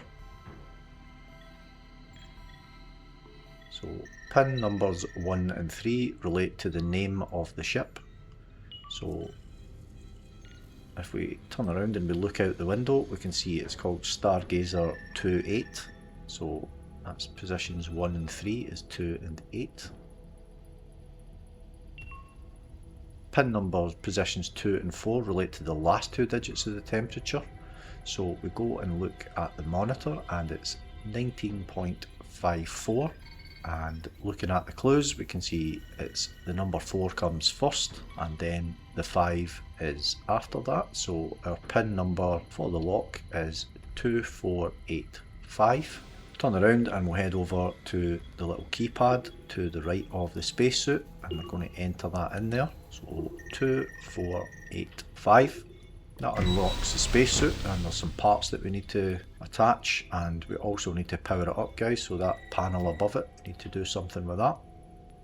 This cupboard to the left hand side here, we pick up the 20 fuse and the tool bag and the top shelf and remove the screwdriver from the bag, guys. We're going to use it to open up that hatch above the spacesuit.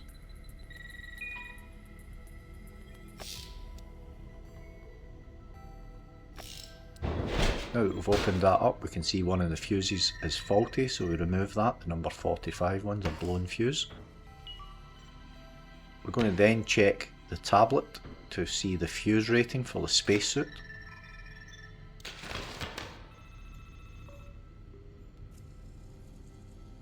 And looking that up, we can see that that equals 90. Basically the 4 fuses need to equal 90, guys, so we're going to remove one of the 15s there. And if we turn around and we head over to this panel here for the hatch, we can remove the number 25 out of that temporarily. We're just going to borrow that. And if we go back to the panel above the spacesuit, we want to fit a 15, a 20, a 25 and a 30, and that's going to equal our 90 that we require, so that's all good, that's powered up. Then we need to pick up the helmet from this cupboard just to the left of the spacesuit, In this drawer that we opened earlier, we can see that there's a safety tether in there, so we're going to grab that. And in this other drawer there is a display. Head over to the spacesuit and we're just going to fit all of those parts. So the display, the helmet, then the safety tether, and then finally the tool pouch. Once we've done that, we need to take that 25 fuse that we borrowed earlier. We need to remove that again and take it and put it back into the hatch exit switch. So we can still see that there's some issues needing sorted out there, so we need to get the pressure sorted. So we must get the A and B bars on this display to both reach the green level by entering the correct sequence, guys. So this puzzle was a bit confusing for me at first, as there is actually pressure in the system already, guys. It's just not showing until we reset it. So just hit start. Once it's finished, we're going to hit the reset and you will see that the starting pressure is actually sitting at 2 bars on both A and B. Now that we know that, adding 2 of the single symbols and 2 of the double symbols is going to add 6 to both A and B columns. And we leave the remaining 3 X's so that it reduces both A and B by 3 and both end up basically in the green section. I've put a little panel up with a screenshot of how it needs to look, guys, if you want to just follow that.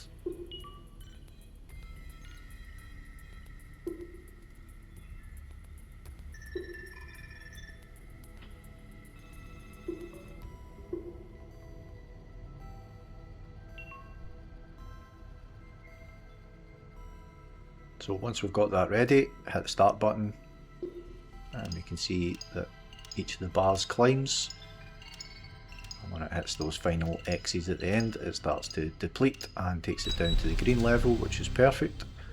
Now we just need to enter the spacesuit and leave, guys, as everything else is all good. Head over to the spacesuit and just click on it and walk into it. Turn around and pull the lever on the exit hatch, and that is us successfully escaped, guys. So now that we have the trophy for completing in under 15 minutes, let's get all of the tokens too. So we're just going to hit B to stay in the room, guys. The first one is right in front of us where the spacesuit was, guys, just down on the ground there. If we turn to our right and we open up the toolbox, or pick up the toolbox, sorry, and flip it round, and just on the underside of it is number 2. Turn round to the panel above the pressure sensor puzzle, guys, and we can see just to the right hand side there under the panel we have our 3rd token.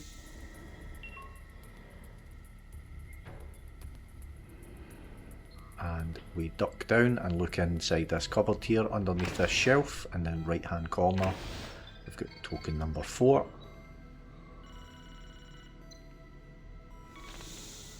Turn back to our left and at the edge of the chairs here, guys, just up against the wall here, we've got number 5.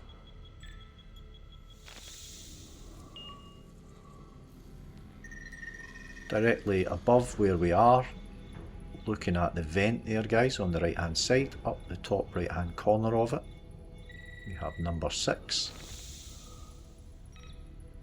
Turn around and we head over towards this gas canister here, guys, and just inside the bracket there, if we zoom in, we can see next to the gas bottle is number 7. And our final one, if we head over to the service panel just up at the top right hand corner, once again if we zoom in you can see it a bit better, is our 8th token. Now that we have our trophy and all our tokens, guys, we can just exit out of this room and move on to the next one.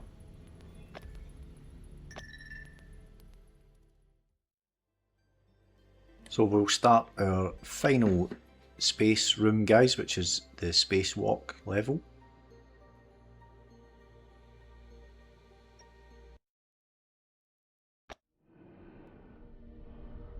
So the objectives for this one are to fix the ship's engines, the fuel and batteries, guys. So we'll start with the engines first of all. We turn round and we can see these panels with E1 and E2. So we'll open up panel E2 with the switch there. And we need to basically connect these wires so that everything shows us OK below. You can see I have shown the correct wiring up in the little display up the top right there, guys. So basically it goes blue, red, yellow, green from left to right. These can be a bit fiddly, you can kind of get them to click in and they pop back out.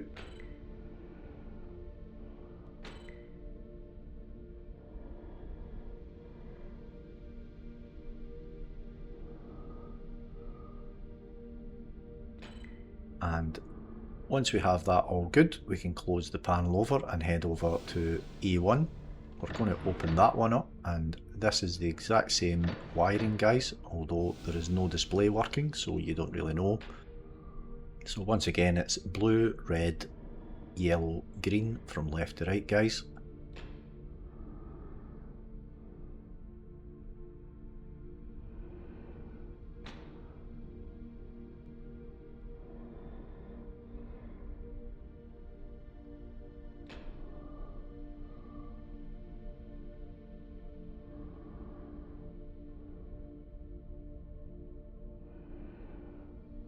Once they're all successfully connected, we can close over the hatch again.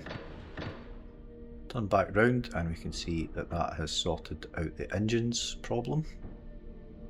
Next up, we've got the fuel, so we're going to look at what the issues are with that. So this panel just behind the main panel there, if we have a quick look at that, we need to enter the 3 different fuel readings for O, IX and N manually. So we get these readings from the main console here, guys. So click on the console and then we click on sensors. That's going to teach us that the total fuel value is 12 and half of that is the IX, so that's obviously 6. The other half is split, so O is 2/3 of that, so that's 4, and N equals 2. That's the remaining part that's there. So just going to head over and we're going to enter that in. So N is 2, IX is 6, and O is 4. Then we hit the verify button.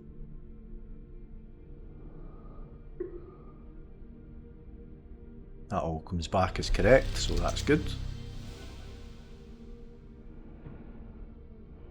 We now need to fix the fuel pipelines, guys, and the keypad is worn where the code is being repeatedly entered on that keypad to our right there, so we can work out what the code is. This clue basically tells us that we just need to do the password in the ascending order. So since we know the keys are worn, we know which ones are being used. We just need to type in 2, 3, 5, 7, and then press the enter button. That unlocks that cupboard for us, and we're going to pick up this laser source, which is a part that we will use later on the battery. Heading over to this keypad, the code for this is found in the lower drawer, just below the main drawer there. I'm going to take the tablet and you will find the keypad code on the back of it. So it's 1531.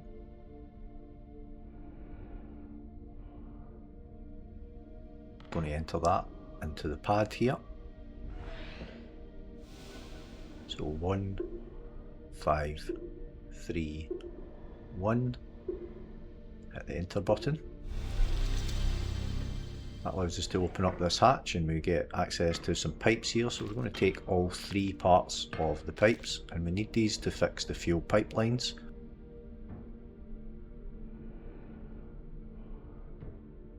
Notice that 2 of the floor hatches are locked, guys.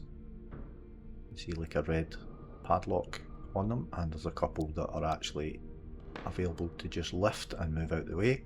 So floor hatches 1 and 3 are locked. If we check on the tablet here, we will use the tablet in the main console to unlock them, but for now we're just going to lift the other 2 hatches that are not locked, guys.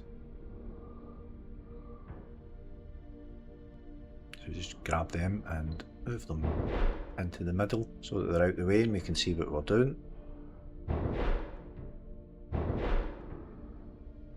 So we now need to work out how do we unlock these ones, guys. So we'll head over to the main console here and we're going to use the tablet to find the codes for the hatches.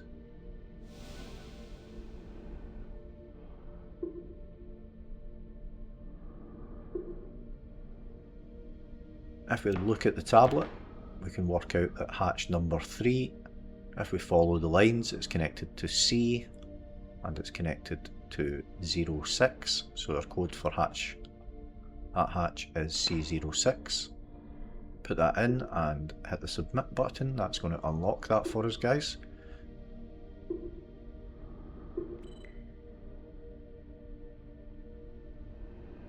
If we follow hatch number 1, we can see that it's connected to B and it's also connected to 04. I'm going to put the code in B04. B04 and hit the submit button. That's going to unlock our second hatch. If we turn round, we can now see that they're green and are unlocked, and we can lift the panels up. So we'll lift them up and move them out the way, guys, so that we can still see all the pipe work. So using the pipe parts, we need to join the fuel tank there with the blue material coming out of it. So we're going to lift all of these spare parts here that are not in the fuel line that we're using.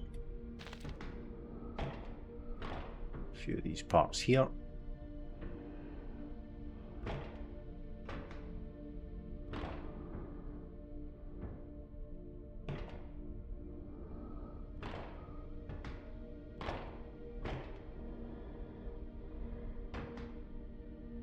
And we're going to use all of those parts to join them all together, so we can see the blue fuel coming out here, guys. So we just need to put a couple of straight pieces in. And this next bit, we're going to put a T-piece in, so that it's going to go straight on and back towards us there, so we need to rotate it. Then we're going to add another straight piece in to join those two pipes together. And I keep accidentally selecting the tablet, which is quite annoying. Now that they're joined up, we're going to follow that pipe along, guys, and we're going to add another straight piece in and rotate it. Then we're going to add an elbow piece in and once again rotate it so that it's joining this up.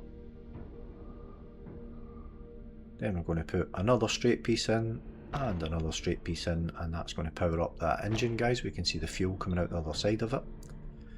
This bit is a little less straightforward because we don't have enough straight pipes, so we're going to put one straight piece in, and then we need to use the elbows to basically join it all up.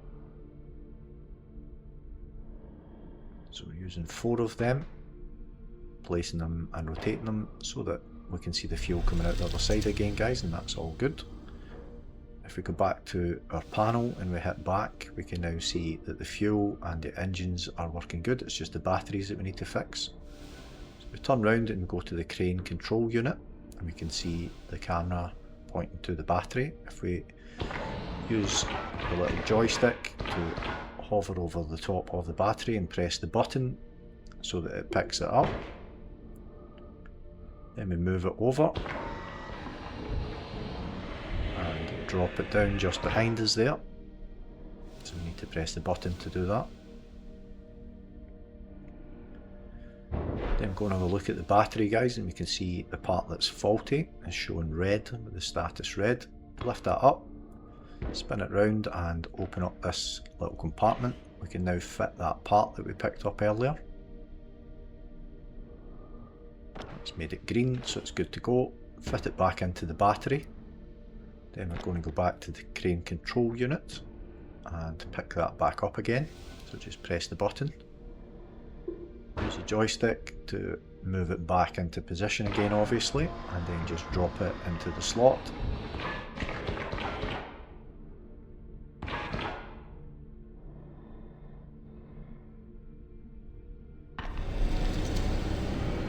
Hear the engines firing up there, guys. So if we head over to here, we can see that's all good. We've got plenty of time, so we Going to get the Space Escapist achievement here for earning the trophy in all of the space rooms, guys. That's going to pop up. And up it comes, Space Escapist.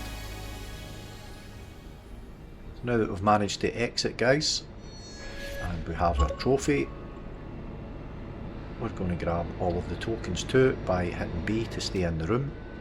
If you look towards the sun, you'll see our first one sort of floating out in space here. We're going to grab that.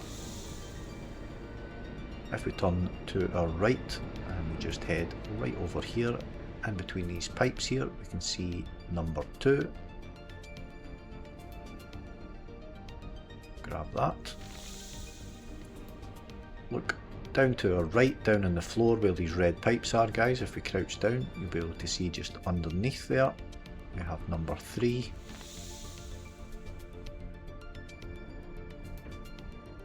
Turning round and heading over to the crane control unit, guys. Just behind it we have number 4.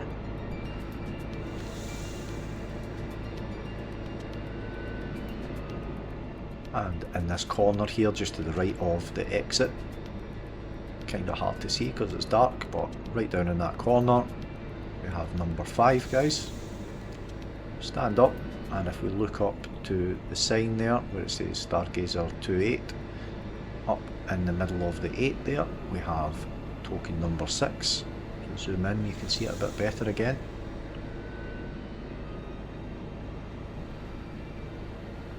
And number 7, if we head over to where we placed the pipes here, guys, you may have already picked this up. It is just right there in this corner slot here.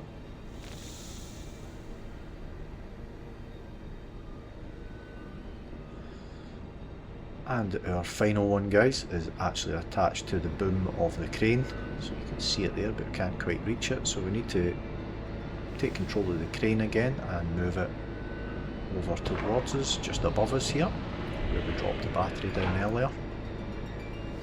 And if we look up, right on the edge of the boom, if we zoom in, we can pick up our final token, guys, and that is going to get us the Space Collector achievement as well, guys, for getting all tokens in the space rooms. If you find the video useful, guys, I'd really appreciate if you would hit that like button, and if you'd subscribe to the channel, that really does help. Please also drop a comment. Any feedback that you can give for the videos is also greatly appreciated, guys. So we'll move on to the Edgewood mansion rooms now, guys. So we're going to start off with the brain checkup. So as we start this one, guys, we can see those pendulums swinging in front of us there.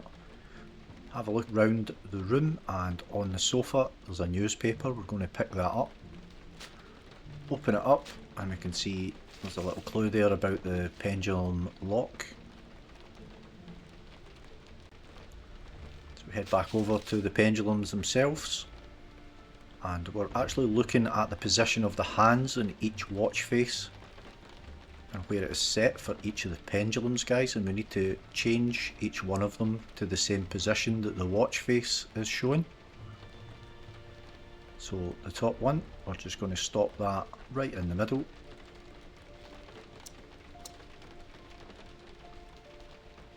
The middle one, we want it to swing all the way from the top from one side to the other, and the bottom one, we want to just move it up one notch. That little draw is going to pop out, and we're going to grab the IQ test that's on it. So looking at the 3 questions here, guys, answers are the snake for the first one, so that's 2. The answer for question 2 is C, that's 32.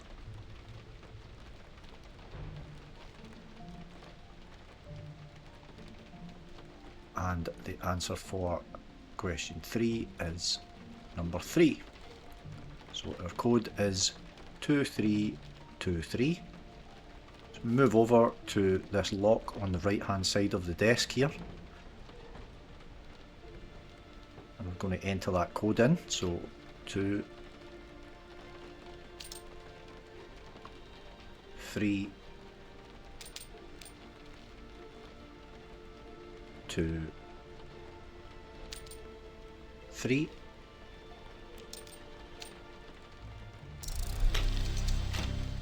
Now that that's unlocked, we can open up the drawer. We can grab this book here on phrenology. So we need that book to solve the final puzzle, guys, so we're just going to put that in our inventory for now.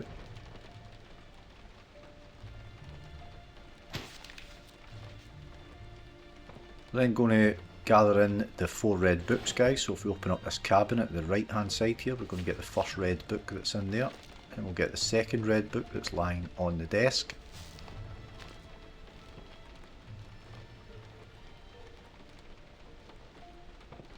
We need to open up that cupboard at the bottom there, so if we turn to the left and move the cushion from the sofa, we're going to get the key for it. Use the key to open it up, and we can grab the final 2 red books in there. So to unlock this, guys, as you can see, there's a clue on the side of it that shows that it's the books. If we look at the spine of each of the books, it shows the pin number position. So if we rotate it around, you can see this is book number 2. So this is pin number, this is the second digit of the pin. So that number in there is 4 by counting the books inside.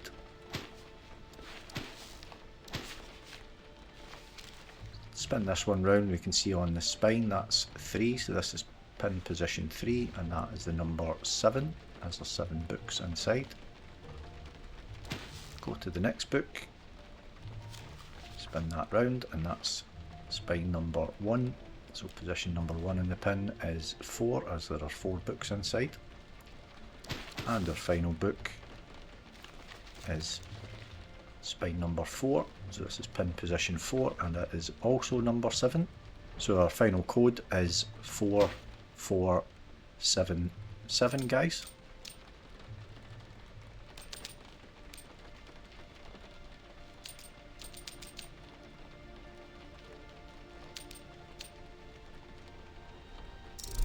Now that we've opened that up, we can open the drawers, and we can just grab these Rorschach tests that's in here. So the 3 Rorschach test papers are numbered 1 to 3, guys, and each resembles a printed number. So we can see that this is page 1 of 3, and you can see that that looks like a 2 with a mirror image of a 2 on it, guys. Pick up the next one and we can see that that is a number 5, and that is position 3, as that is Rorschach test 3 of 3. And if we open up this cabinet here, we'll find the 3rd one, so position 2 is a 9. So our final code is 295, guys. If we bring the second one back up again, guys, and we rotate it, we're going to see on the back of it, nobody will find my safe. So that's letting us know that this code is actually to open up a safe. If we go to this painting on the right hand side here, we can just tip it to the side and we can see there's a safe behind it. If we grab it and pull it down from the wall, that is going to let us get access to the safe, obviously.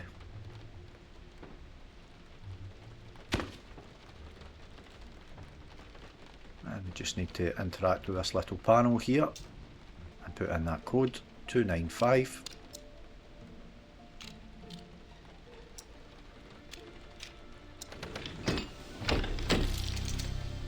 Once we've opened up the safe, guys, we can grab the locket, open that up, we can see a picture of the guy and his wife, the word love inside. We're then going to grab the notes. So the notes gives us clues for the brain safe, guys, and the attributes that the patient has include understanding of melody, language, they love notoriety, and the last one that they have is that they are combative. So we can now match these to the clues in the phrenology book that we picked up earlier, guys. So if we look, verbal talent is number 3, so that's our first one. Love of notoriety is number 5, so that's our second pin. Musical talent is number 6, so that's our third number, and combativeness is number 9. You can see there's a picture of the brain there, guys, so we're going to head over to this cabinet and we're going to pick up the model brain. Rotate it around and we're going to press those buttons. So the sections 3, 5, 6 and 9. And that's going to open up a little compartment on the front of it. If we just rotate it back round, we can pick up the key.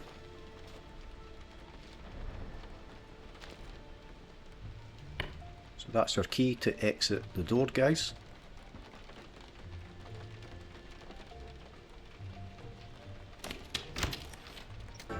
So now that we have the trophy for completing that in under 15 minutes, guys, let's get all of the tokens too. So we're just going to hit B to stay in the room.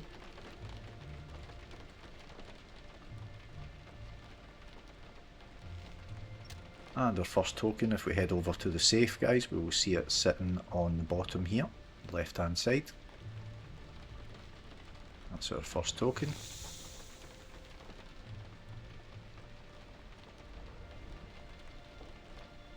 Look down in the plant pot just below us there to our right of where the safe is, and we will find our second token.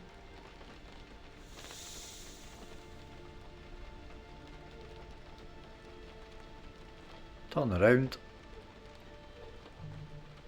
and if we head over to this plant pot here with the tulips in it, just to the left of that, we are going to find token number 3. Turn left, and if we look underneath the drawer from the pendulum lock puzzle, we're going to find number 4.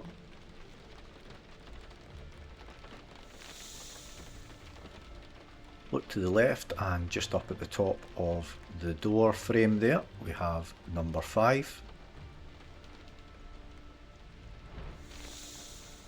Then if we look up at the light on the very bottom of that, we have number 6.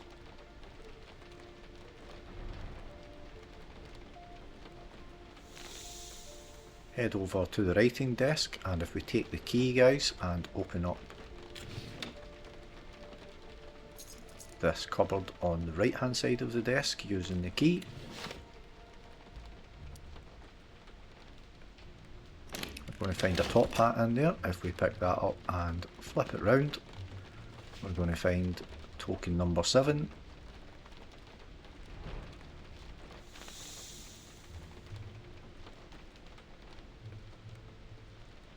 And our final one.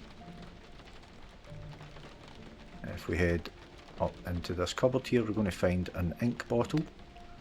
If we take the cork out of it, we're going to find our final one inside there.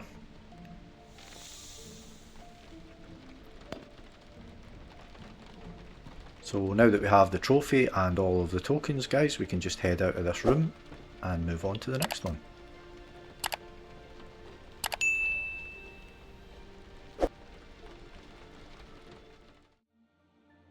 So we're going to start the library now, guys.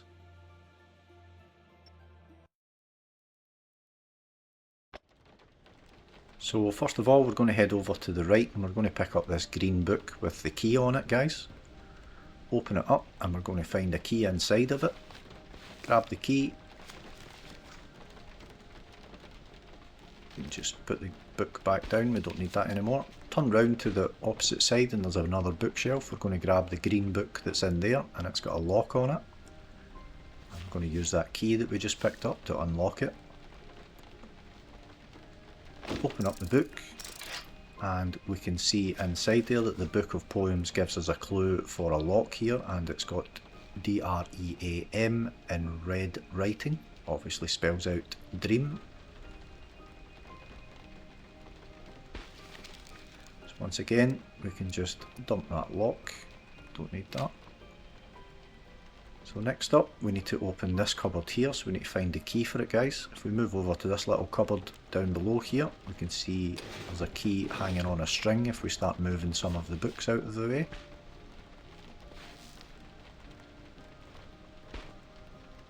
So you need to grab a hold of this and just kind of move it, guys, so that it falls off, and it can fall behind the books, so you might need to move some more books out of the way to be able to get to it.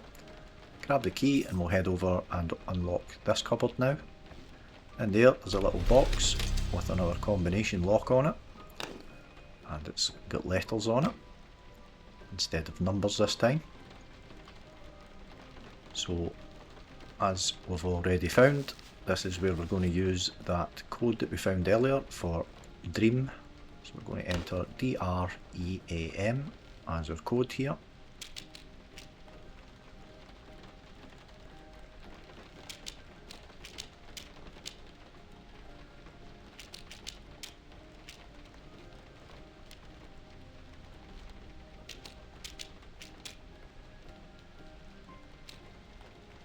Open up the box and we're going to find another clue in here. So we need to do something with the fire here, as it says, "To my dear wife, my love will always be like a burning fire."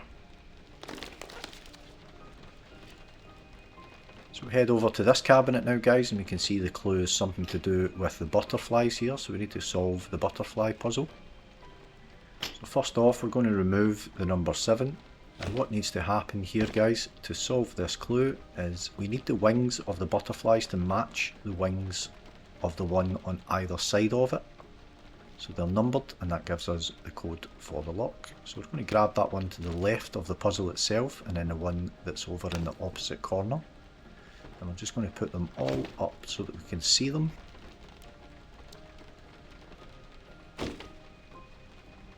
So into our first position, guys, we are going to grab number 3. Into the second position, we are going to place number 8. Into the third position, we're going to place number 5. Into the fourth one, we're going to place number 7. And into the final one, we're going to place number 2. So we can see that that's given us the code, guys, so it's 38572. So if we go back to the lock and we enter that,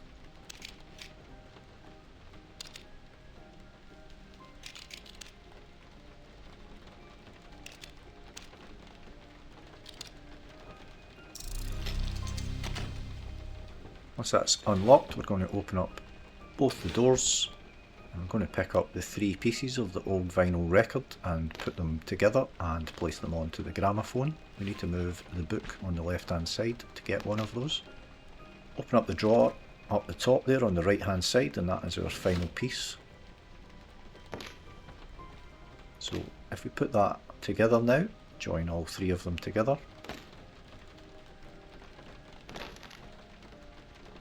Now that it's complete, we can place it onto the gramophone on the left hand side there.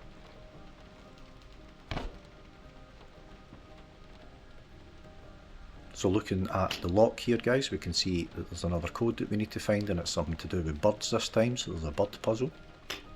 If we wind the handle on the gramophone and then place the needle on it, guys, it will play the bird calls. So we're going to get a hoot, a caw, a hoot and a screech. So that's an owl, a crow, an owl and an eagle call. Grab this bird that's down in the cabinet there, and I'm going to place it up beside the other ones, and we can see they've all got numbers on them. So our code is the owl, the crow, the owl and the eagle, so that is 9391. Head back to the lock at the gramophone.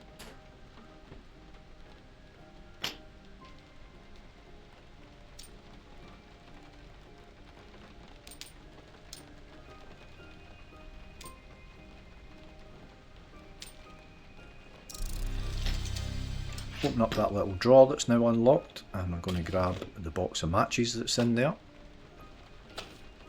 Open them up, and we're going to take one of the matches out of the box. Spin the box around so that we can actually strike the match to light it. And we're going to turn around and actually light the fire. Once we've lit it, we're going to throw that locket that's got the "To My Darling Wife" message on it and place it into the fire. That causes it to open up, guys, and it gives us further clues. So this shows us the positions of the 3 clock chains. The grandfather clock is to our right there, and we need to set its time to midnight and set the moon to full moon position, and then we set the 3 pendulums, as I said, the 3 chains to these positions here. So we turn to our right and open up the grandfather clock, and we're going to set those chains to those positions. So the left hand one goes to the middle one's already in the correct position, and the right hand side one goes all the way to the top. Then we change the hands on the clock to point to midnight.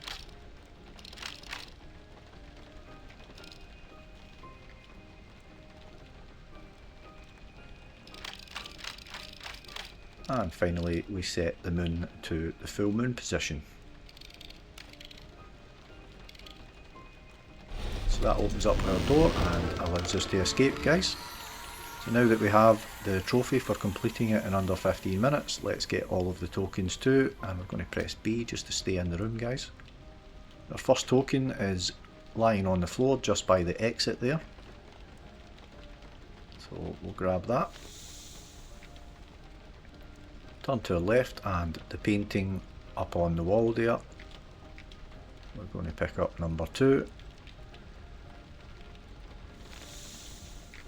Turn to the left, and if we look at the window frame just at the underside of it there, we're going to find token number 3.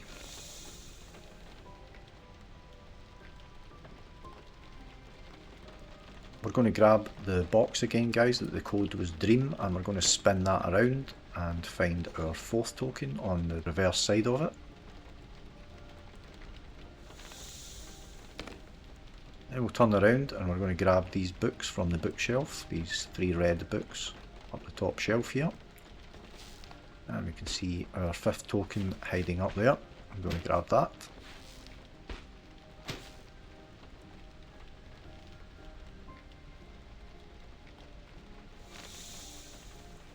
Turn to our right, we head over to the gramophone, and inside this top part here, if we zoom in, we can see number 6 is right inside there. Head over to this cabinet here, guys, and just behind it we are going to find number 7 at the sort of right hand corner at the bottom here. And our final one, if we look in the fireplace, guys, and this one can be quite difficult to see, look in the fireplace standing at the left hand side here. You can just about see that if we zoom in. It is hiding up there, and that is our 8 tokens, guys. We can now exit the room now that we have both the trophy and all of our tokens, and move on to the next room.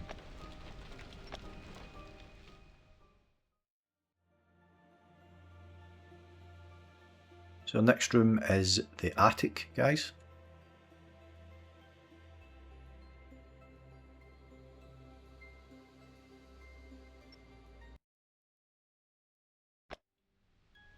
So we need to find all of the missing parts of this projector for this one, guys.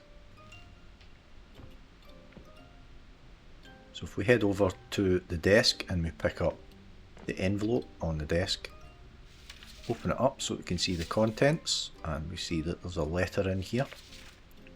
So we need to note the order of the visits here. So it's China, USA, Brazil for the rainforest, Africa, and then the UK. So we're going to head over to the corner and enter those into the globe in that correct order, guys.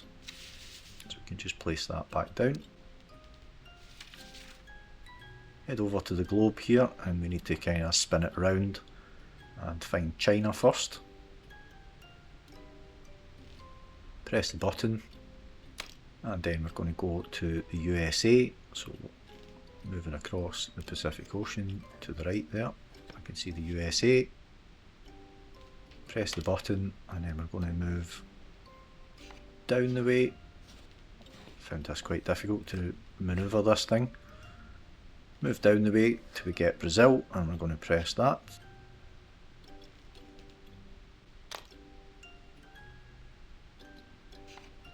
We're going to rotate it round to the right again till we find the bottom of Africa there. Press the button. And then finally we're going to move it back up into Europe to find the UK. If we've done that in the successful order, or the correct order guys, we've done it successfully, it's going to open up and we can grab this light bulb here. We can take that over and fit it into the projector by opening up this little hatch on the side here. Remove the faulty bulb and put the good one in.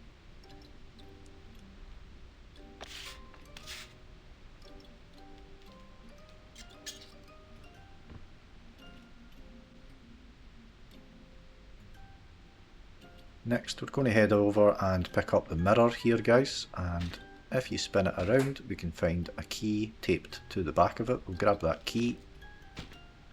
We can dump the mirror back down somewhere.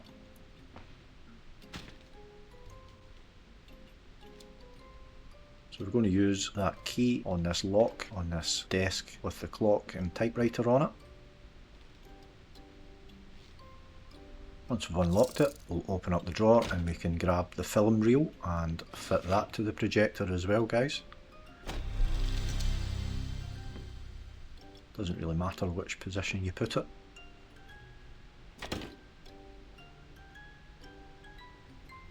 So now that we've done that, we are going to head over to the typewriter itself. And you'll notice that there's a bunny symbol on the typewriter.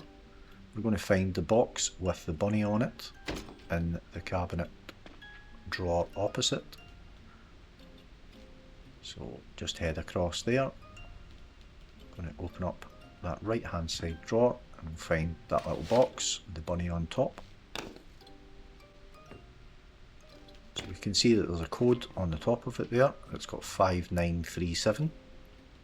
So we're going to load a piece of paper into the typewriter and then type 5937 in it. So open up the right hand side drawer to get a piece of paper, load it into the typewriter,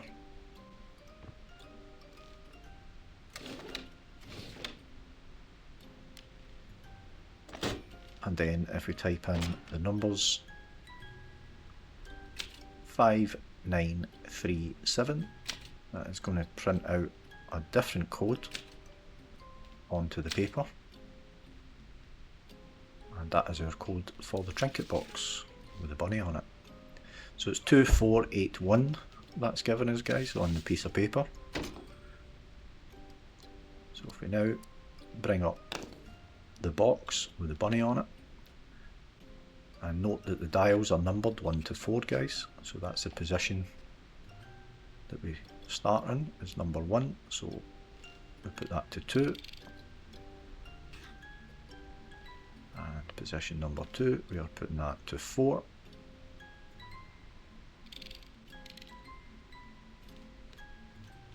Position 3 is 8.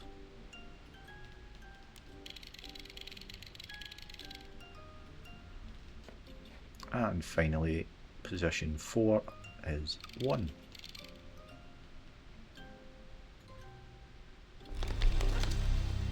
That opens up the box for us and we can grab the projector lens and go fit that onto the projector guys.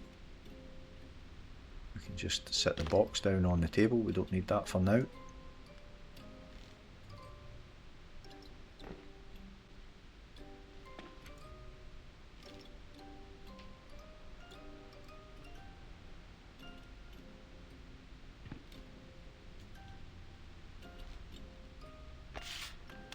So once we've fitted the lens, we can head over and pick up the doll's house here guys.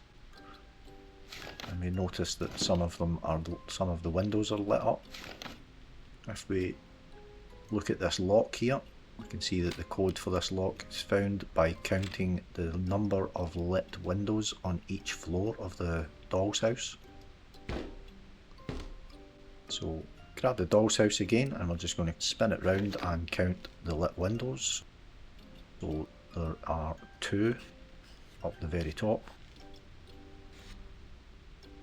In the middle floor, we spin it round.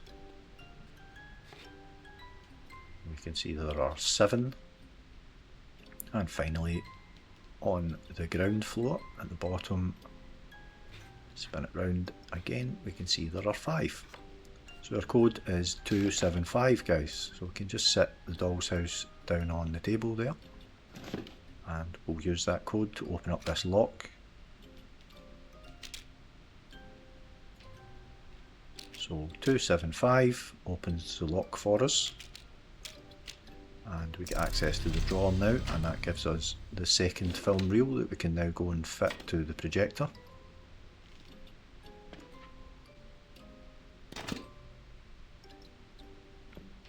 So our next puzzle, we're going to pick up this piece of paper that's lying on the ground, guys, and it's a letter.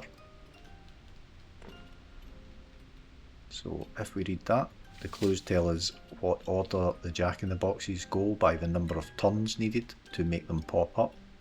So these numbers are the codes to unlock the chest with the jack-in-the-box label on it. So we can see that the first one is going to be the one with the red heart. We just need to work out how many turns it has. The one that's going to pop second is going to take 4 turns to do that.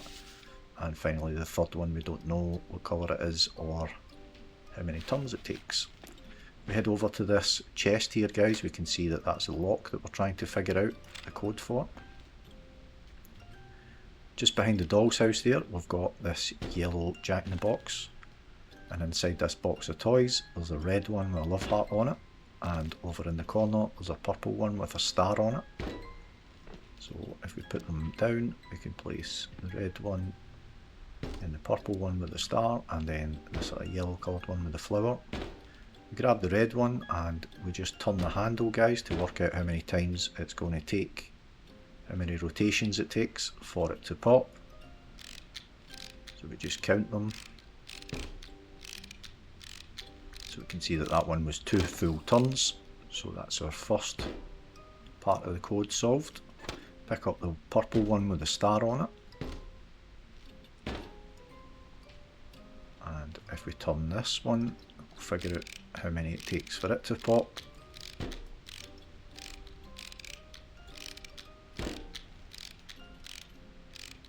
So we know the one that pops after 4 turns is the one that's in the middle, so that's this one.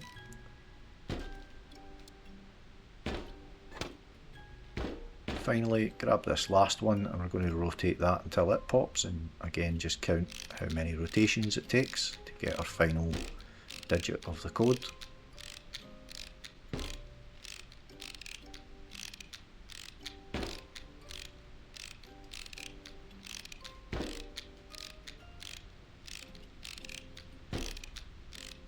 And we can see that the yellow one takes 6 turns, so our code is 246. Head back to the chest here, guys, and we are going to enter that code in, 246.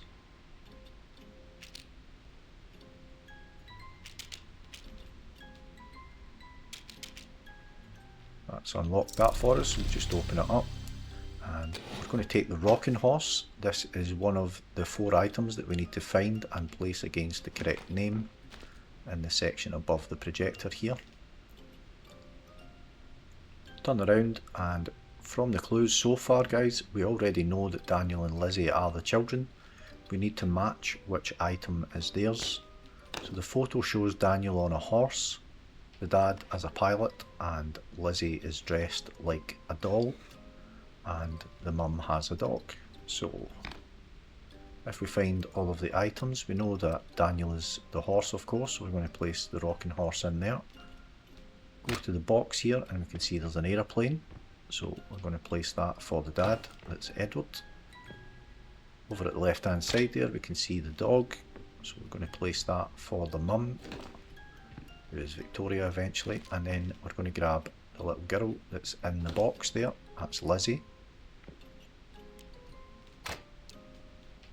and as I said, the dog is up at the top there at the right. That's going to allow the projector to move up into position, guys, and we've got plenty of time left, so we're just going to press the button to start the projector, and that allows us to exit the room.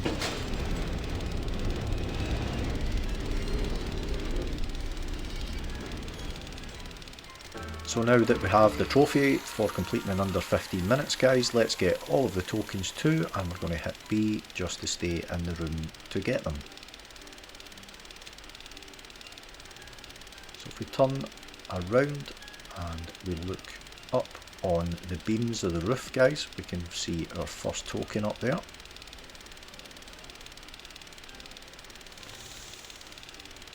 Next, if we head over to the desk with the typewriter and we pick up the clock and we look at the underside of it, we are going to get token number 2.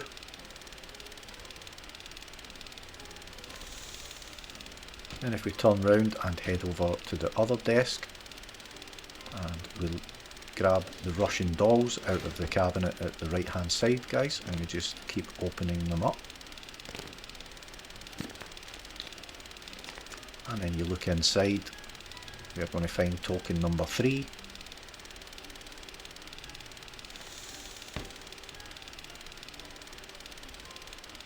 Next, if we look at the lamp behind us there on the left hand side, if we look inside the lampshade, we are going to find token number 4.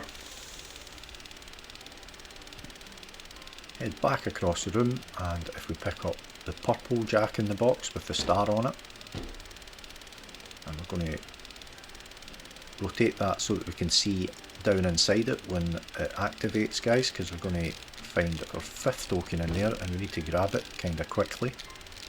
So just wind the handle until it pops, and then we need to just quickly grab it before it closes again. So that is token number 5.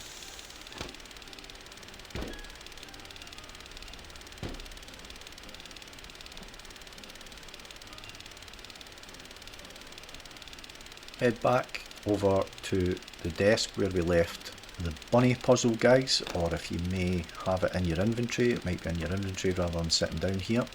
Grab that, and if we spin it round to the position where number 2 is, and there's a little drawer there, if we open up the drawer, we're going to find token number 6. Head over towards where the projector is, guys, and the sort of unit down to the left hand side of the projector where this blue vase is. Right in this little corner here we have token number 7.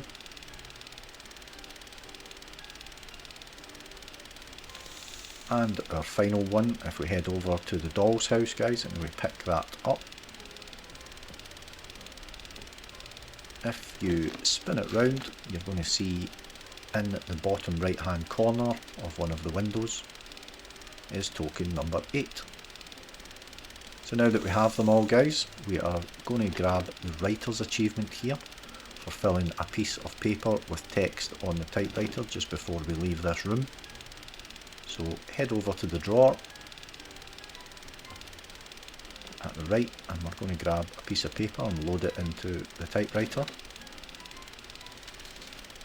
Then we're just going to keep mashing the buttons on the typewriter, guys, to fill up an entire page.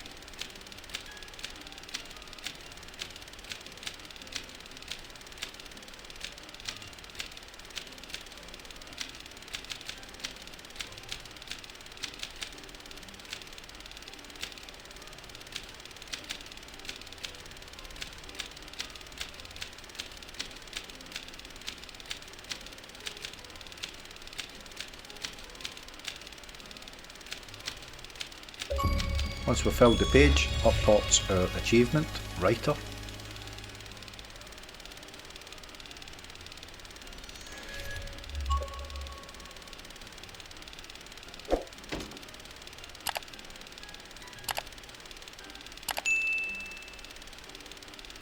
And now that we've done that, guys, we can just exit out of the room and move on to the next one.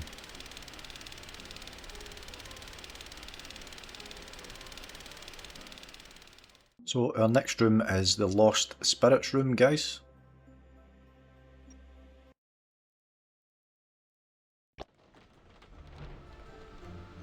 So starting off, we head over to this corner here, guys, and we're going to pick up the mannequin that's the shape of the number 2, and it's got the letter C on it. Turn around and we can see that this drawer has a lock on it and a clue that is the shape of a mannequin. So if we stand back up and we head over to the sofa, we're going to find another mannequin that's the shape of a number 8 and it's got the letter B on it. Open up the middle drawer here and we're going to find a third mannequin that is the shape of a number 1 and it's got the letter A on it. So if we put them in the order A, B, C, we get the numbers 1, 8, 2. Head back to that lock that we viewed earlier, guys, and we're going to enter that code 182.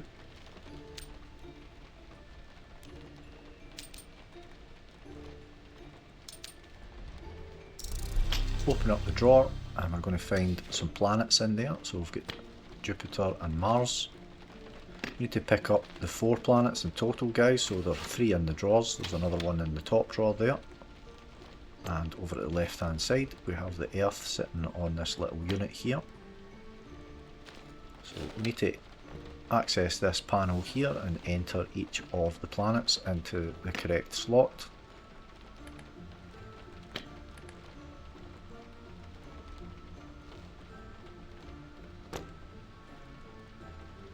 Once we enter all the planets correctly, guys, it's going to reveal this statue.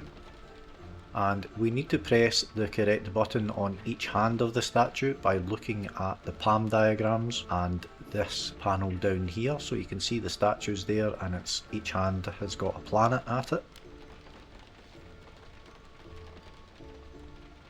So if we have a look at the left hand here, you can see that Saturn is down near the thumb and the Earth is just beside it at the middle there. So that's the top hand on its left hand, so that's the right hand side if you're looking at it. So next to the thumb and down below is the Earth, that's down in the middle here, right in the centre of its palm. The right hand ones, we're going to look at Jupiter and Mars. So looking at the diagram for the right hand, we need to find Jupiter and Mars. Jupiter is right in the centre there by the middle finger and Mars is by the pinky. So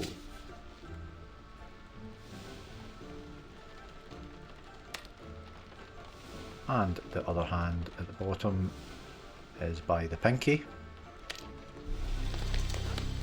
That's going to open up this compartment here and we're going to grab the key, guys, and head across to this cabinet here and unlock the padlock that's on it.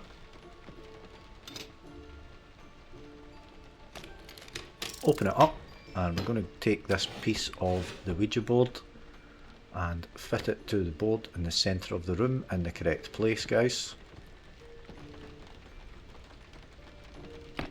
Next up, we're going to grab this zoetrope strip here, and there are 2 of them, so there's another one in here as well in this cupboard. Pick up both of them. Now note that the zoetrope strips all have symbols on them that match the symbols on this lock here, guys. So there's a scale, there's sundial and sand timer. If we pick up this piece of paper here, it teaches us how the zoetrope actually works. So you click to spin it and then you look through the gap and it's going to reveal a picture basically. So if we pick up the zoetrope itself, I can see there's already a strip in it. So if we switch it on,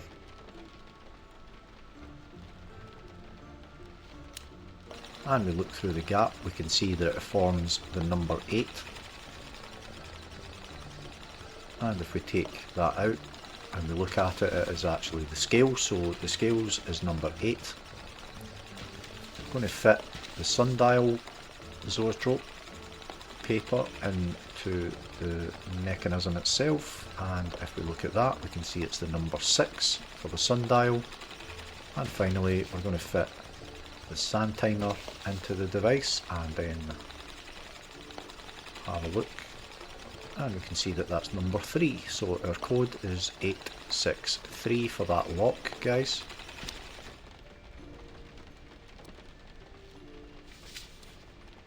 So just dump all that stuff out the way so that we've not got it clogging up our inventory, and unlock this. So 863. Once we've opened up the cupboard, guys, we're going to grab the next piece of the Ouija board and we're going to put that into the correct location.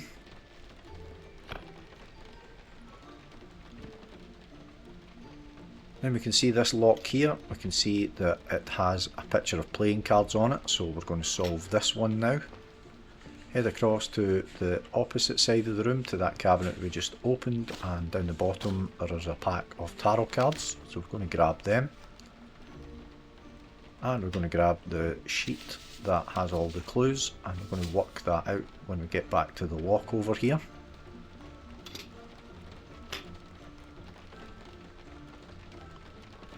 So if we bring up the sheet, we can see it was an Emperor's Ball when I last saw her for the first time. So if we find the Emperor, and that's the V, so that's Roman numeral 5. Just going to set that as the first part of the lock. Next bit, it talks about the Lovers and the Priestess, so we need to add the two of those numbers together. So we find the Lovers, so that is number 6. And the Priestess is number 2, so that's 6 plus 2 equals 8. So we're going to set our second digit to 8 on the lock. And the third one, it mentions the Fool. So we find the Fool, and that's 0. So that's already set on the lock. So our fourth one, it mentions the World, it mentions Fortune, and it mentions Strength. So we need to take the World and take away Fortune and then take away Strength to get our answer there. So we start off with the World, so that's 21, and we need to take away 10 from that, which is Fortune, so that leaves us with 11, and then we need to take 8, which is Strength. So 21, take away 10, take away 8, leaves us with 3, guys. So we put that in to our final number on the lock, and that opens it up. Grab that piece of the Ouija board, and we're going to fit that into the board in the centre in the correct place. Then we can grab this book about incense, guys, and it teaches us a recipe, and it has to be followed in the correct order here, guys. So we head across and we're going to grab this book here, and we can identify which each of the ingredients look like by using this book. So we've got Mandragora leaf, we've got the Morning Bells flower, which is kind of blue, and we've obviously got the almond nuts. So we turn around and we head over and open up this little drawer here, and we've got access to all the ingredients here. So in this bottom left, that's going to be our leaf, top right is our flower, and bottom middle is the almonds. We need to put the almonds into the grinder here, guys, and swivel that around a bit so that it crushes them up for us.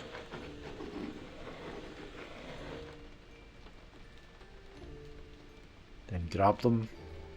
Then we need to take them over to this flame here, and remember we do need to place them in the correct order, so the recipe has to be followed.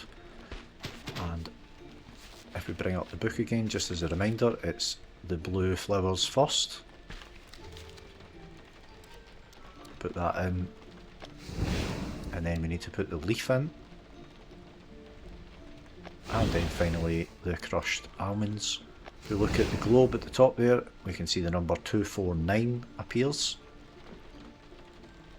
So we head over to this lock here,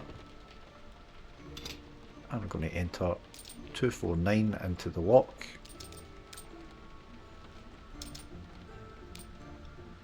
That opens up that cupboard for us and gets us our next piece of the Ouija board, which completes it.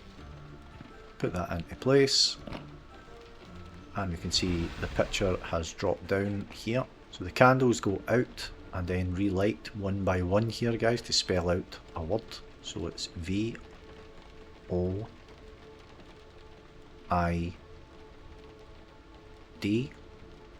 So we now need to take that word and spell it out on the Ouija board.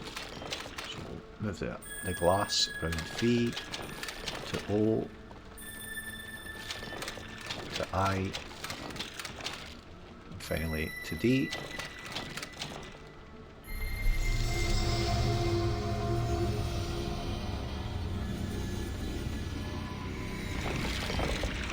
And that opens up our exit.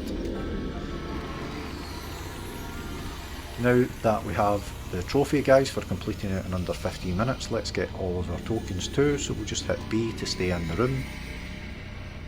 And first off, we're going to pick up the candelabra right in the middle of the table in front of us there, and we're going to find our first token underneath that, guys. Next up, we'll move over to the right where the statue is, and just behind this palm on the right hand side, if we move the paper, we can find token number 2.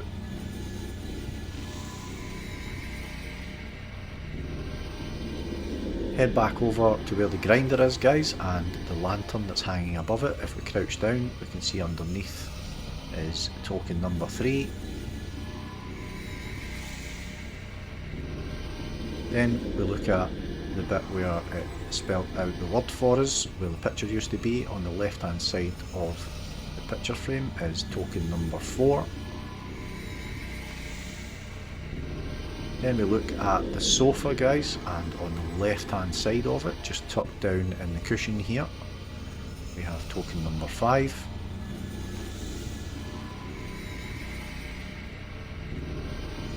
Turn around and go and open the doors here and look across the street, and on the window opposite us we get token number 6.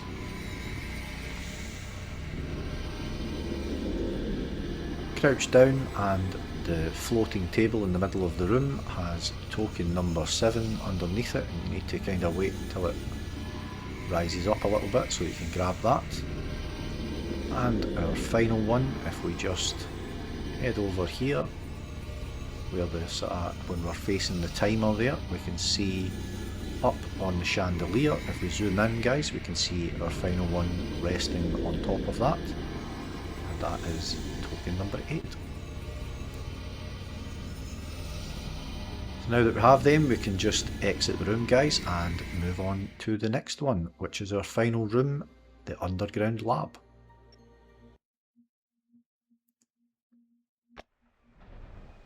So as we start this one, guys, we are going to turn to our left and open up this glass door here and pick up the zebra. If you examine the zebra, you can count the green markings on each leg to find the zebra lock code. Each leg is numbered so that you know the order of the code. So if we count them, we can see, for example, the first position has 5 green stripes on it, and the third one has 1 green stripe. If you look at position 2, it's got 4 green stripes, and position 4 has got 3, so our code is 5413. Head over to this lock with the zebra markings on it, and we're going to enter that code, 5413.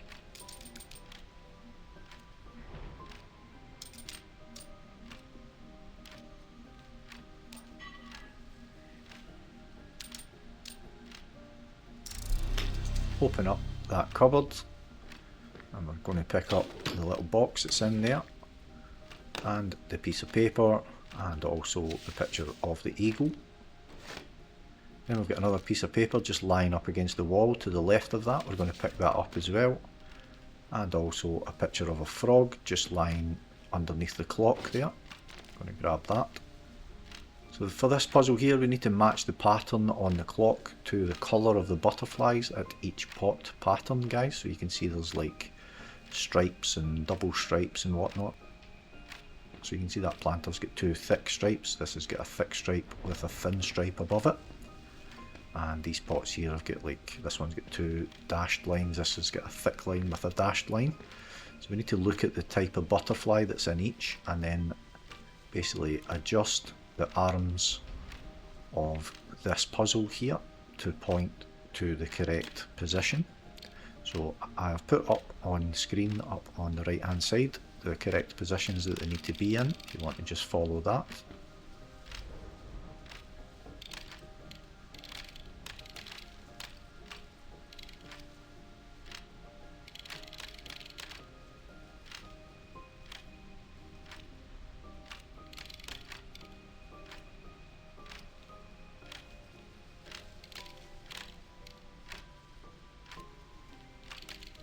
Once you've done that successfully, it will spin round and you can grab the key that's behind it, guys. You can see it's got a particular shape at the end of it.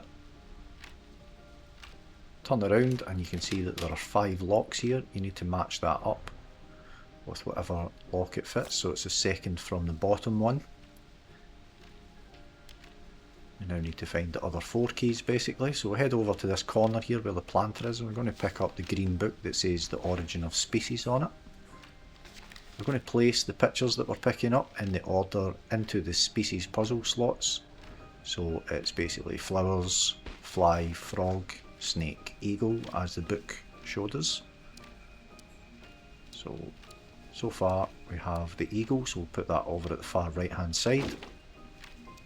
We also have the frog, so we know that that goes in the middle. And we don't have any more yet. So crouch down and where the elephant is, it's actually standing on top of the fly picture, so pick that up. It goes into slot number 2, guys. And if we turn round, you will see over on this ledge here, we've got the picture of the snake. So that goes into position number 4 between the frog and the eagle. And then turn round again and by the watering can, just down at our right here, is our final picture, which is the flowers. So we're going to pick that up and we're going to put that into position 1. It's going to drop another key, guys, so we'll just grab that and we can see the shape of it. Put it into the bottom slot here. Move on and we'll see if we can find the next one.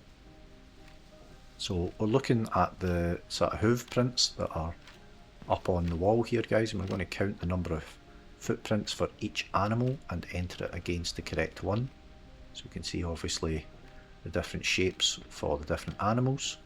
So the elephant, if we count them, we've got 6, so we can set the dial below the elephant to 6. And if we look at the zebra, the shape of the zebra's one, it's 1, 2, 3, so we enter 3 in there. Turn around and we do the same over here for the deer.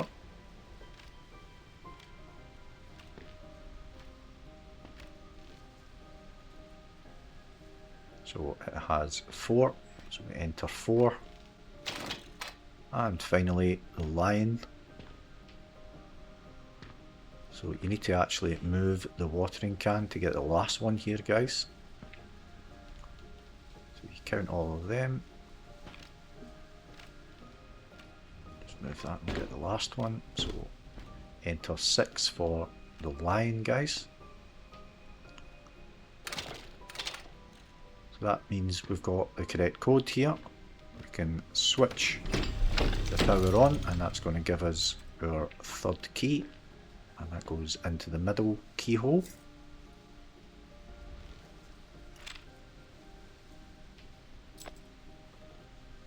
Move on and let's get the next one. So we'll pick up this red book that's on this ledge here, guys. It's got north, south, east and west on it. And the book gives us clues for the eye puzzle up on the wall. It mentions gold, narrow, azure island shape and an endless hole in the middle. So looking at the pictures, we can see that it's the one in the bottom left, and then the sort of azure blue one with the island on it, and then the one directly below that that's like a large hole basically. And that's going to get us our 4th key. We take that over and put it in the 2nd from the top lock. And now we just need to get our final key, guys.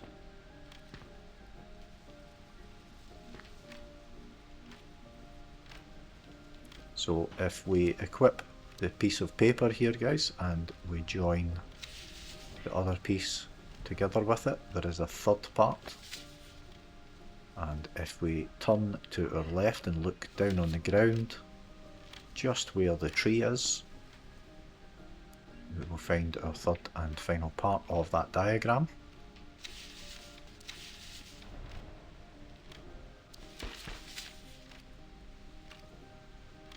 Once we've pieced it all together, guys, we just need to read the clue that goes all the way around it. So the first was the number of limbs, so we can see that there are 8 limbs. It was followed by limbs touching basically the outer circle, so we have 6 of those, so that's 6. And then we finally have facing to his west, so we have 2 feet and a hand facing to the west, so our code is 863. If we bring up the box that we picked up earlier and we enter 863,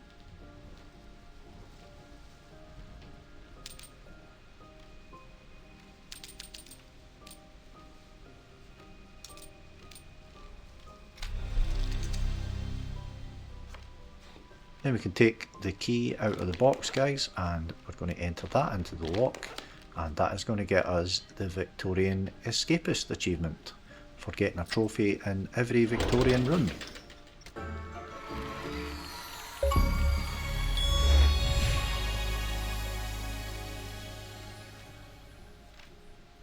So now that we have all of the trophies, guys, we're going to continue on and get all the tokens too, so we'll hit B to stay in the room. And we're also going to get the Victorian Collector achievement here for finding all the tokens. So we open up the case with the lion in it here, and it's got one in its mouth, so we'll grab that as our first token. Head over to the clock, guys, and we can see that there's one just in the middle of it here. Token number 2.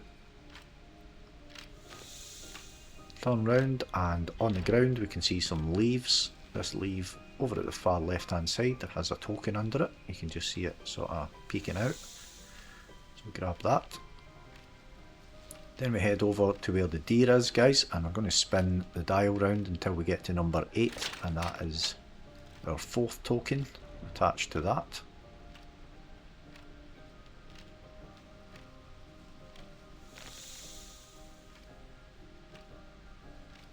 Turn back around, and if we keep crouched down and we look up just under that ledge there at the right hand side of it, we have our 5th token. Then we look at the butterfly that's flying past the clock, guys, and it's got one of the tokens on its back, so that's our 6th one. We pick up this trowel here and we go over to the planter. We'll find a spot where we can dig, and that is our 7th token. And finally, this one is not so easy to spot. If you crouch down looking inside the door, guys, and you look where the bottom key is, just in the inside of it, we will get our final token. So up pops our Victorian Collector achievement, guys, for collecting all of the tokens in all of the Victorian rooms.